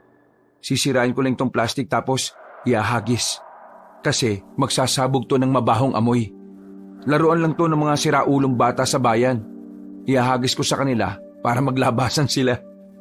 Sigurado kang walang bulilyaso yan malalaman natin. Bagya pang lumapit ang lalaking si Lorenzo. Na makabuelo, hinagis na niya sa bintana ang hawak-hawak niya. Narinig nila sa loob ang sigawan ng mga naroon. Iisa lang ang sinasabi ng mga yon. May umutot daw, di umano. Nang makita nilang naglabasan nga sa bayan mga yon, mabilis na lumapit ang dalawa. Habang hindi pa nakaka-recover ang mga yon, agad na tinaga ni Mang Elmer at Lorenzo ang malapit sa kanila. Pero sa hindi nila inaasahang pagkakataon, nagawa agad makailag ng mga yon. Sobrang lakas ng pakiramdam ng mga aswang. Hindi naman na nabigla si Mang Elmer dahil marami na siyang nakalaban na ganon. At hindi naman siya nahirapan noon. Pero ibang usapan na kasi kapag may kasama siya. Inaalala niya ang kalagayan ni Lorenzo, bagay na laging nagbibigay sa kanya ng pag-aalinlangan na makipaglaban. Mang Elmer, huwag niyo po akong isipin. Kaya ko naman eh. Tumango na lang siya sa binata. Nang magbago na ng anyo ang mga naroon, lumusob na rin ang mga yon. Sa laban na yon, kahit na papaano ay napanatag ang kalooban ni Mang Elmer. Nakikita niya kasi nakakasabay si Lorenzo sa kanya. Sa ilang buwan na kasi nilang magkasama, tila natuto na rin si Lorenzo kung papaano humarap sa mga kalaban. Makulit kang aswang ka ha? Ah! Oh, sa gilid mo! Aba, isa ka pa ha? Ah! Nakailag si Lorenzo at saka hinagupit niya ng itak ang isang lalaking aswang. Nang mapabagsak niya yon, humawi pa siya ng buhok at pakyut na tumingin kay Mang Elmer. Ayos ba? Aray!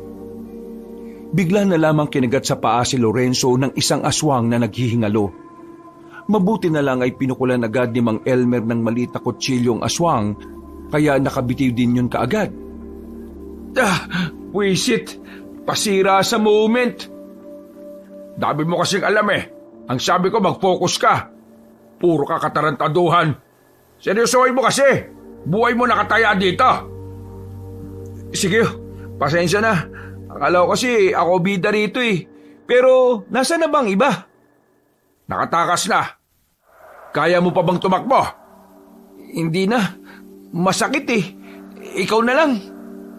Hindi ko na sila susundan. Delikado ka rito. Baka balikan kanila. Inakay na lang ni Mang Elmer ang binata.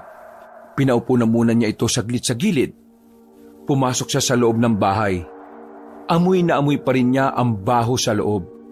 Pero mas nakapukaw ng tingin niya ang mga naiwan sa lamesa ng mga aswang. Isang mapa na iginuhit lang. At ang mapa na yon ay ang mismong kanilang barangay at ang mga katabing lugar. Aba, lihiti mong plano ito ng mga aswang ah. Mukhang mga opisyal pa lang dinali namin. Kita niya sa mapa ang taktika na maaring gawin ng mga aswang.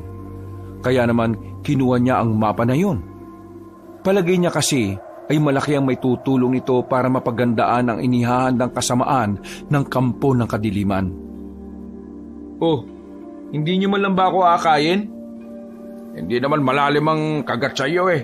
Kaya mo na maglakad. Sus ko, pambira naman oh.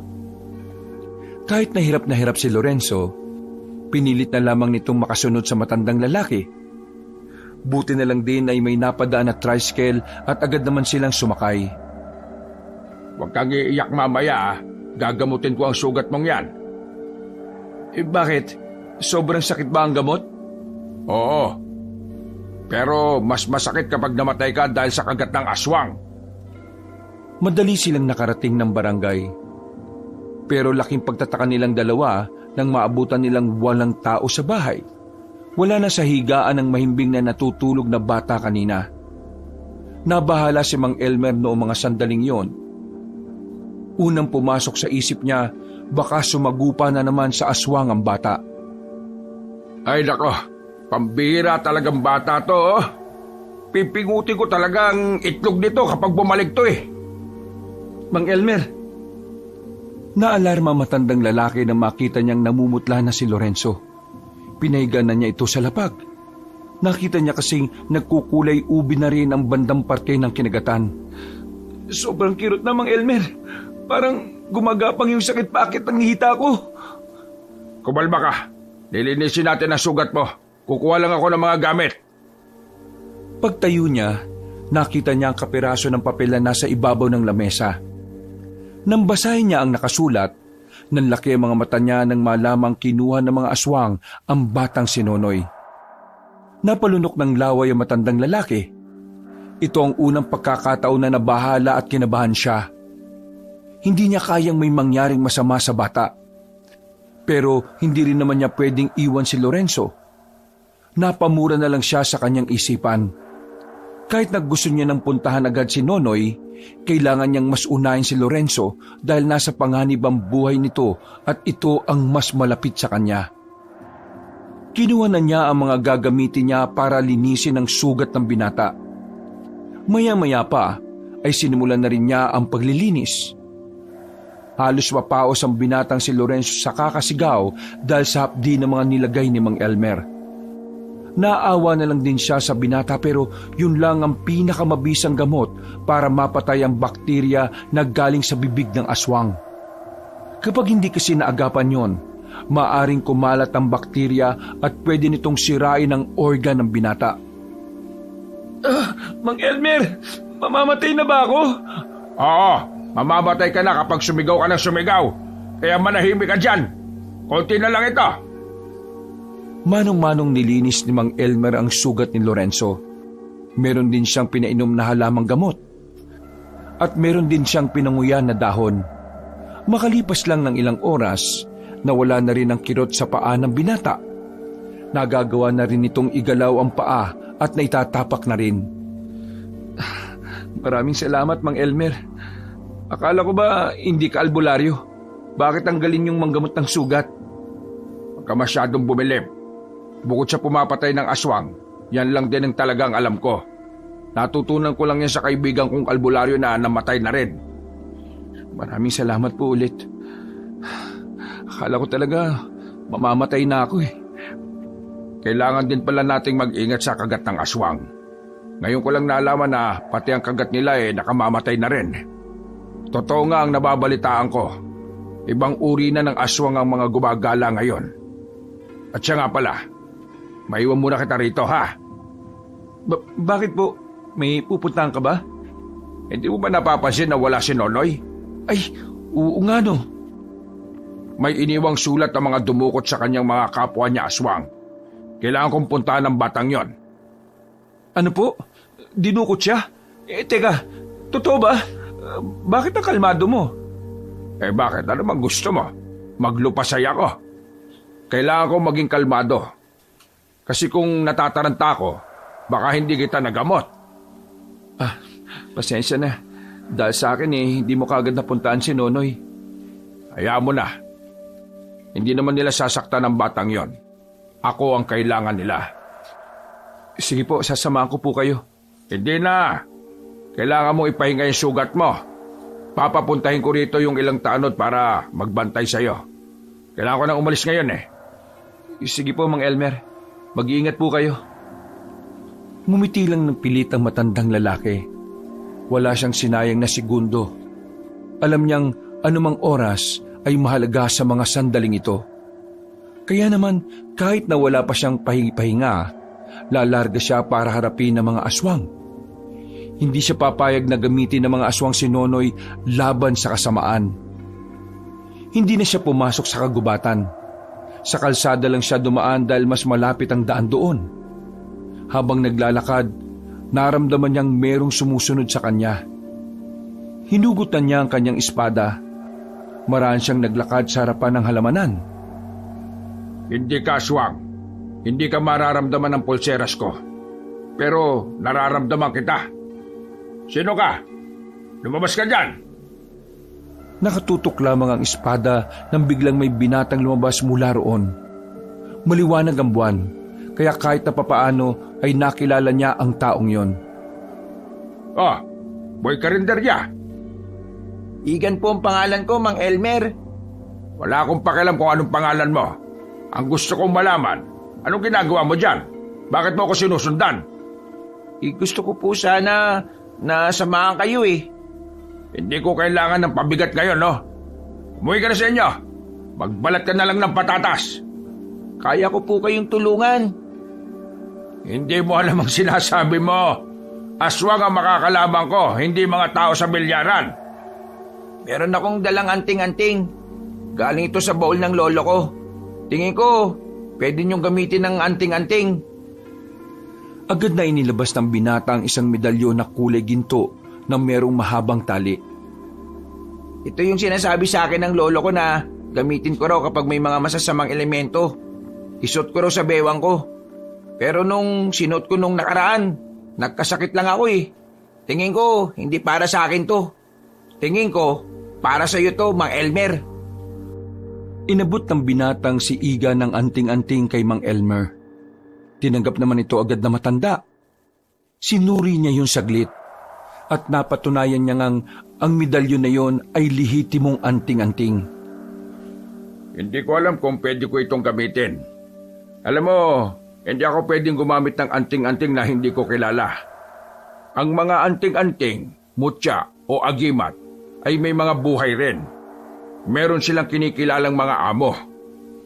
Pero mag-aanim na taon nang wala si Lolo. Kung talagang nangingilala ng among anting-anting, tingin ko matagal na rin siyang naghahanap ng bagong amo. Bakit hindi niyo subukan gamitin? Suotin niyo, Mang Elmer. Huminga ng malalim si Mang Elmer. Kinakabahan siya. Yung kasi ang unang pagkakataon na susubok siya sa isang anting-anting. Ang paniniwala niya kasi noon, hindi na niya kailangan ng mga ganoong bagay. Dahil kaya namang lumaban ng umaasa lang sa sarili nitong lakas. Pero ibang usapan na kasi ngayon. Alam niyang ang mga kalaban niya ngayon ay hindi naggaya ng mga naunang pinapatay niya lang ng basta. Isinuot niya ang anting-anting. Nang nasa bewang na niya ito, wala naman siyang ibang nararamdaman. Kumusta? May nararamdaman ba kayong kakaiba? Wala pa. Hindi naman agad tumatalab ang anting-anting sa mga bagong tagapangalaga. Pero, salamat sa anting-anting ah. Sige na, umuwi ka na. Pero gusto kong sumama eh. Hindi nga pwede. Bakit man tigas ng bumbunan mo? Binigyan ko kayo ng anting-anting kaya dapat isama niyo ako. Sige na, Mang Elmer. Gusto ko maging proud sa akin ng tatay ko. Ikamamatay mo lang kung sasama ka sa akin. Wala kang kaalam-alam sa pakikipaglaban. Basta, wala akong pakialam kung mamamatay ako. Kung yun lang ang tanging paraan para matuwa sa akin ng tatay ko, gagawin ko. Sige nga, ano kaya mong gawin? Inilabas ni Igan ang nakatagong punyal sa likuran nito. Punyal ito ni Lolo. Ito ang gagamitin ko laban sa mga aswang. Bahala ka kung gusto mong sumama. Wala akong kasalanan kapag namatay ka, ha? Naku, maraming salamat, Mang Elmer. Hindi na lamang nagsalita si Mang Elmer. Nauna na itong naglakad. Hinayaan na lamang niya ang binata sa gusto nito. Nagpatuloy si Mang Elmer sa paglalakad. Tahimik lang naman si Igan kaya naging swabe ang kanilang paglalakad. Hindi ito gaya ni Lorenzo na kung ano-ano ang pinagsasasabi. Isang oras ang nakalipas, natanaw na rin nila ang isang lugar na ngayon lang din nakita ni Mang Elmer. Bago pa lang ang lugar na yon, tingin ni Mang Elmer ay sinadyang mabuo ang lugar na yon para lang talaga sa mga aswang. Mang Elmer, yan na ba yung lungga ng mga aswang? Oo, pero ako lang ang papasok, ha? Kapag hindi ako nakabalik sa loob ng kalahating oras, bumalik ka na sa barangay natin. Puntahan mo si Kapitana. Sabihin mong abisuhan ng ibang manunugi sa iba't ibang barangay. Naintindihan mo ba ako? Yun lang ang gagawin ko. Oo, huwag ka na makulit. Makinig ka na lang. Sige po, masusunod po, Mang Elmer. Huminga ng malalim ang matandang si Elmer. Nang makabuelo, lumapit na rin siya sa baryo. Nakapasok siya sa baryo ng mga aswang nang walang nakakakita sa kanya. Pero ang numero unong problema niya ay kung saan niya hahanapin ang batang si Nonoy. Patay na. Napakamot na lamang ng ulo si Mang Elmer nang meron na siyang makasalubong ng mga aswang. Agad niyang kinalaban ng mga yon. Nakakapalag naman siya at nakakasabay sa mga ito. Ang kaso nga lang, nasira na ang plano niya. Kaya naman, habang nakikipaglaban siya, iniisip na niya kung ano ang susunod niyang gagawin. Marami pa kayong kakainin bigas, pero mas maganda kung isasaing niyo muna. Pagkahataw niya ng espada niya, bigla na lang niyang naramdaman na may tumusok na kung anong bagay sa leeg niya. Paghawak niya, kasing laki lang yun ng karayom. Unti-unting nanlabo ang mga paningin niya. Maya-maya lang, nagdilim na rin ang paligid. Hindi na alam ni Mang Elmer ang sumunod na mga nangyari. Basta't nagising na lamang siya na nakagapos na siya sa upuan. Kaharap niya ang mga aswang, pati na rin ang pinuno ng mga yon. Nasa pagkakaalala niya ay Magno ang pangalan. Hindi ka ba marunong makaintindi ng sulat? Ang sabi ko sa sulat, pupunta ka lang ng mapayapa. Kasi ang dapat mo lang gawin, isuko ang sarili mo kapalit ang bata. Pero anong ginawa mo? Pinaslang mo pa ang mga tauhan ka. Isang malakas na sampal ang natanggap ni Mang Elmer. Dumugo agad ang labi niya sa lakas ng impact. Pero hindi siya nagpakita ng kahit na anong pagkasindak. Sa halip, inangasan niya si Magno. Hindi ko kasalanan na mahihina ang mga tao mo. Baka nakakalimutan mong hawak ko ang batang pinakamamahal mo. Tingin mo pupunta ako rito kung nakalimutan ka? Pwede bang gumamit ka naman kahit kaunting utak? Nakakatuwa ka naman pala, no? Kahit na alam mong mamamatay ka na ngayon, nag-aangas ka pa rin. Ngayon na matatapos ang pagiging siga mo sa angka ng mga aswang, Elmer. Napalingon si Mang Elmer sa pintuan nang may ipinasok na lalaki ang mga aswang. Nadismaya ang matandang birador. Ang pag-asang may darating pa sa kanila ay nalusaw dahil sa pagkahuli kay Igan. Pasensya na, Mang Elmer. Patakas na ako. Nahuli nila ako eh. Pambihira ka. Wala na. Tanggapin na lang natin ito na ang huli nating buhay. Tumawa ng malakas sa matandang si Magno. Tuwang-tuwa itong makita na nawawala na ng angas si Mang Elmer. Tingnan mo ang mukha mo. Para kang kawawang tuta. Sige na mga bata. Dalhin nyo na ang dalawang yan sa bakuran ng headquarters natin. Maranay nila ng mga aswang ang dalawa. Halos makaladkad si Mang Elmer at Igan. Pagdating nila sa malawak na bakuran, ay itinali ang kamay nila sa magkabilang kawayan. Naririnig na nila ang mga hiyawan ng mga aswang, mga hiyawan ng pagdiriwang at pagkagigil. Maya-maya lang, dinala na rin ng mga aswang ang batang si Nonoy. Tinanggal mismo ni Magno ang pagkakabusal sa bibig ng bata. Nonoy, sinaktan ka ba nila? Ayos ka lang ba? Hindi po ako sinaktan. Huwag niyo na po akong intindihin. Pero bakit pa po kayo nagpunta rito? Mapapahamak pa po kayo rito eh. Nagpunta ako rito para sa'yo. Hindi ko hahayaang may gawin silang masama sa'yo. Tama na ang dramahan. Pero nakakatuwa ang inyong samahan. Mukhang mahal na mahal mo ang batang ito, Elmer. Kaya ngayong gabi, papipiliin kita. Ang batang ito, ang binatang katabi mo. Mang Elmer, ang batang yan na lang ang piliin mo. Okay lang sa akin mawala ako. Nagbago na ang isip ko. Mukhang wala naman palang halaga ang buhay ng binatang yan. Kaya ganito na lang ang gagawin natin. Ikaw binata ka. Ikaw ang mamimili kung sino sa batang ito at sa matandang yan ang papatayin mo. Ano po? Sinasabi niyo bang isa sa kanila ang papatayin ko? Ang talino mo. Sige na, pakawala na ang binatang yan. Inabot ng isang aswang ang espada ni Mang Elmer kay Igan. Nanginginig pa ang kamay ni Igan nang hawakan niya ang espadang yon. Hindi dahil sa mabigat, kundi dahil sa kaba na nararamdaman. Igan, ako ang paslangin mo. Matanda na ako. Marami na ako nagawa. Huwag po. Ako na lang kasi aswang po ako. Ano? Aswang ka? Bilisan mo. Pumili ka na kung ayaw mong silang dalawang mamatay. Kasama ka. Namumutla na sa kaba ang binatang si Igan. Hindi nito alam kung sino ang pipiliin niya. Pero kailangan na niyang gumawa ng desisyon. Dahil sa oras na mapuno ang pasensya ng pinuno ng mga aswang, siguradong mamamatay ang dalawang yon kasama siya.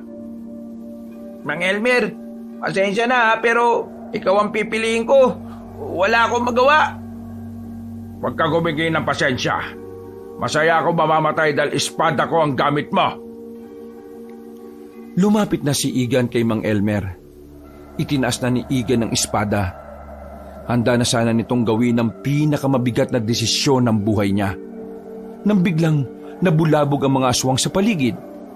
Narinig na lamang nila na may mga umaatake na sa baryo. Nakita nila ang mga manunugis at ang ilang tanod. Nakita rin nilang naroon si Lorenzo na kasama pa ang lola nitong si Bulet. Lahat ng mga yon ay may mga bitbit na mahahabang itak. O ano? Bakbaka na! Nagpulasan na ang mga aswang. Maging ang mga nagbabantay kina Mang Elmer ay nagsialisa na rin. Inuna ng mga aswang ang pakikipaglaban kaysa intindihin ng mga bihag. Mga buwisit! Nang umalis si Magno, agad din namang lumapit si Lorenzo para kalagan sila. O Igan, paano ka nakarating dito? Nako, mahabang kwento. Kayo na mo ng bala sa mga iba. Ako nang bala kay Magno. Nanoy, protektahan mo si Bulet. Huwag niyo akong intindihin, ha? Kaya kong sinaulang yon. Agad na umalis si Mang Elmer para sundan ang pinuno ng mga aswang. Nakarating sila sa bakanting lupain na katabi lang din naman ng baryo. Sa ilalim ng bilog na buwan, makakaharap ang dalawang matanda. Sa pagkakataong ito, hindi nahahayaan pa ni Mang Elmer na makatakas ito ulit sa kanya. Bakit parang nanahimik ka na yata? Kinakabahan ka na ba? Wala naman akong dahilan para kabahan. Baka ikaw ang kabado. Nagtawag ka pa talaga ng mga alipores ba? Hindi ako nagtawag. Sadyang may mga utak lang talaga ang mga kasamahan ko. Hindi sila gaya ng mga tauhan mo na mga gamunggo lang ang utak. Tama lang daldalan. Simulan na natin to. Nagbago na ng anyo ang aswang na si Magno.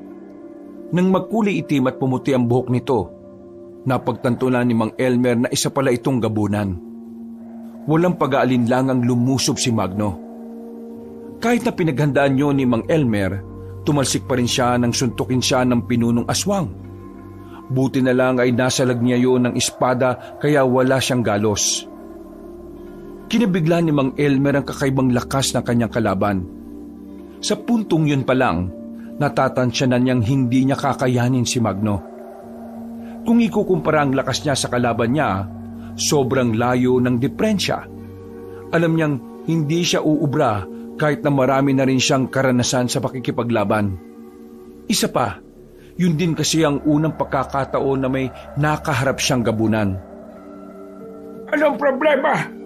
Nag-aalala ka ba sa mga kasama mong nakikipaglaban? O nag-aalala ka para sa sarili mong kapakanan?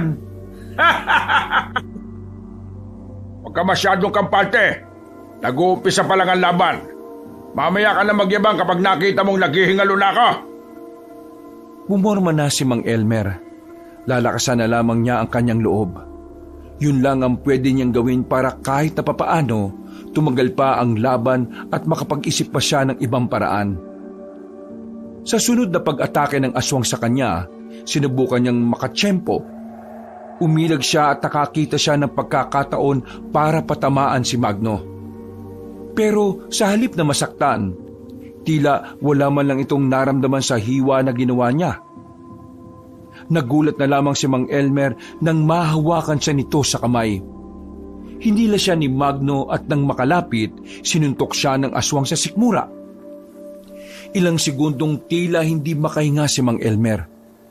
Namilipit siya sa sakit. Isang malaking pagkakamali na akong kinalaban mo, Elmer. Pangkaraniwang tao ka lang naman. Angas lang ang lagi mong dala. Pero wala kang kakaibang lakas para talunin ang gabunan na kagaya ko. Mas marami ka bang dinadaldal kaysa sa suntok mo? Muling lumapit sa kanya matandang aswang. Sinakal siya at saka itinaas sa ere. Namumula na ang mukha ni Mang Elmer noong mga sandaling yon. Malapit na siyang mahalagutan ng hininga. Buti na lamang ay nakadukot pa siya ng kutsilyo sa likod niya. Sinaksak niya ang mga mata ni Magno. Dahil doon ay nabitiwan siya nito. Buong akala ni Mang Elmer ay makakalamang na siya sa laban dahil doon. Pero ang hindi niya alam, mas lalo lang lalakas ang kalaban niya ng dahil sa galit. Walang iya ka! Walang iya ka talaga! Matitikman mo ang galit ko! Lumundag na mataas si Magno. Nakalapit agad ito at dinakma ang mukha ni Mang Elmer. Binagsak nito ng malakas si Mang Elmer at saka idiniin ang mukha sa lupa. Hindi pa ito nakontento. Pinagsusuntok ni Magno si Mang Elmer sa mukha. Duguan na ang matandang birador. Nanlalabo na rin ang paningin nito nang dahil sa mga dugong halos nahilamos na niya. Sa mga pagkakataong ito, sa kanya lang napagtanto na hindi pala talaga siya malakas. Sadyang matapang lang siya at matalino. Pero ang tapang at talino niyang yon ay hindi niya magamit sa sitwasyon niya. Dahil ang tapang at talino na meron siya, mukhang hindi na uubra sa bangis at lakas ng kalaban. Pwe! Napakahina! Akala ko pa naman ay pagpapawisan ako sa iyo. Mahina! Mahinang mahina! Hindi ako natutuwa sa iyo, ha?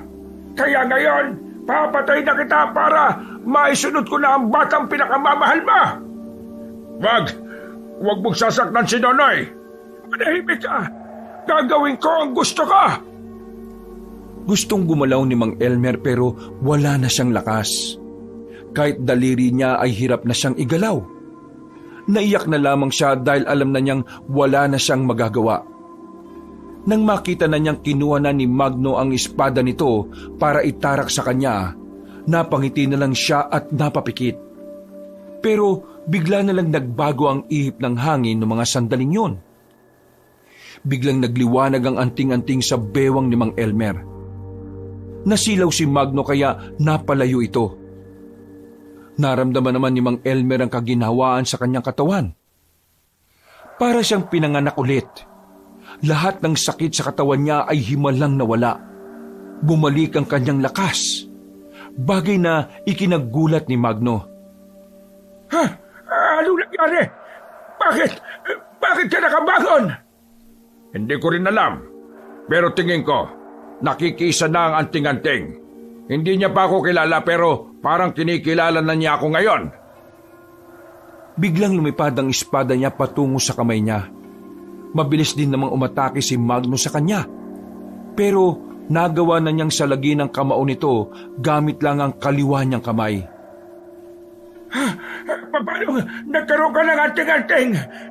Nilinlang mo ako! Nilinlang? Hindi kita nilinlang, no? Puro ka kasi daldal eh. Walang ano-ano ay itinarak ni Mang Elmer ang espada sa tagiliran ng aswang. Agad niyang hinugot ang espada, pero binigyan niya pa ng isang mahabang hiwa sa dibdib si Magno. Dahil doon, tuluyan ang bumagal ang kilos nito. Umatras ito pero umabante naman si Mang Elmer. Nang matumba si Magno, tinutukan niya na yon ng espada sa leeg. Kapag nakarinig ako ng magandang dahilan kung bakit di kita dapat patayin, sige, hahayaan kitang mabuhay. Ngayon, sabihin mo sa akin, bakit hindi kita papatayin kahit ang dami niyo ng pinatay na tao? Ano? Kaya ko magbago. Pwede tayo maging magkaibigan. Pinapangako ko, wala na akong sasaktan na tao. Magno, hindi ako sanggol na kahapon lang ipinanganak. Tingin mo maniniwala ako sa iyo? Walang aswang na kayang magbago kung una pa lang masama na siya. Hindi kagaya ni Nonoy. Siya, una pa lang ay kabutihan ang nananalitay sa ugat niya. Mali ka dyan. Lahat ng aswang kayang magbago. Kung kaya niyong magbago, bakit hindi niyo ginawa noon pa? Marami ba kayong sinaktan at pinatay? Muling naggalit si Mang Elmer. Humigpit ang hawak nito sa espada. Marahan namang tumayo ang aswang na si Magno. Tumingin ito sa mga mata ni Mang Elmer. At saka nagsimulang magritual. Sinusubukan nitong isailalim si Mang Elmer sa isang hipnotismo. Hindi ako tinatablan yan. Wala naman akong ginagawa. Hindi na nagpaligoy-ligoy pa si Mang Elmer. Bago pa siya maisahan ng kalaban niya, tinaganan niya ito sa leeg. Pagkatapos ay itinarak ulit ang espada sa kaliwang dibdib nito. Sumuka ng maraming dugo ang pinunong aswang. Agad itong bumagsak at nangisay-ngisay. Nakadilat ang nanlilisik nitong mga mata habang nakatingin sa kanya. Hanggang sa huling sandali, tila gusto pa rin siyang paslangin ni Magno. Mga ilang sandali lang, nalugutan na rin ng hininga ang kanyang kalaban. Agad niya namang binalikan ng mga kasama niya para tulungan ng mga ito. Makalipas lang ang halos 5 minuto, natalo na rin nila ang mga aswang. Marami ang sugatan sa kanila, pero maswerteng wala namang nasugatan. Mga kasama, naipanalo natin ang laban. Wala na ang mga aswang. Payapa na ulit ang probinsya natin. Elmer, ayos ka lang ba? Bakit ang dami mong dugo? Ayos lang naman ako. Mang Elmer, nakita ko kanina yung malakas na liwanag. Gumana na ba yung anting-anting? Oo, gumana na ang anting-anting. Maraming salamat ha. Iniligtas ako ng anting-anting sa tiyak na kamatayan. Tatay Elmer, buti naman po ligtas kayo. Nagkalala po ako eh. Akala ko po hindi ko na po kayo makikita. Ginawa kong lahat para magkasama pa ulit tayo. Kaya huwag ka na mag-alala. Ligtas na ako, oh. Ligtas na tayong lahat. Nilisan na rin nila ang lugar na yon matapos nilang abuhin ang mga bangkay ng mga aswang. Kinaumagahan, binalita ni Kapitana ang kanilang pagkapanalo kontra sa mga aswang. Nagdiwang ang kanilang barangay dahil sa wakas wala na rin ang panganib sa lansangan. Makakalabas na rin ang lahat ng bahay nang hindi nag-aalala para sa kanilang kaligtasan. Higit sa lahat, si Mang Elmer ang pinakamasaya. Bukod kasi sa nabigyan na niya ng kapayapaan ng kanilang probinsya, makakasama na rin niya ng mas matagal ang batang si Nonoy. At sa paglipas nga ng mga buwan, mas lalo pang lumalim ang samahan ng bata at ng matanda. Itinuring na talaga ni Mang Elmer na tunay na anak si Nonoy. Ang pagiging aswang naman ng bata ay patuloy lang nilang itinatago sa mga tao. Pero kasabay nito, naghahanap na sila ng pinakamagaling na albularyo. Susubukan nilang maging normal na tao si Nonoy. Alam ni Mang Elmer na mahirap yun mangyari. Pero hindi siya nawawalan ng pag-asa na mabigyan ng normal na buhay ang batang si Nonoy. Dahil para sa isang dating birador at maangas na matanda, wala nang mas sasaya pa ang kalooban niya kapag nakita niyang maligaya si Nonoy. Mula noon, naging masagana na ang mga barangay. Naibalik ang dati nitong sigla. At sa mga paparating na taon, alam ni Mang Elmer na meron na siyang kakayahan para mas maprotektahan ng mga tao dahil ngayon, hindi na tapang at angas lamang ang daladala niya. Dahil kasama na rin niyang lalaban ang anting-anting na bago niyang sandata. Wakas,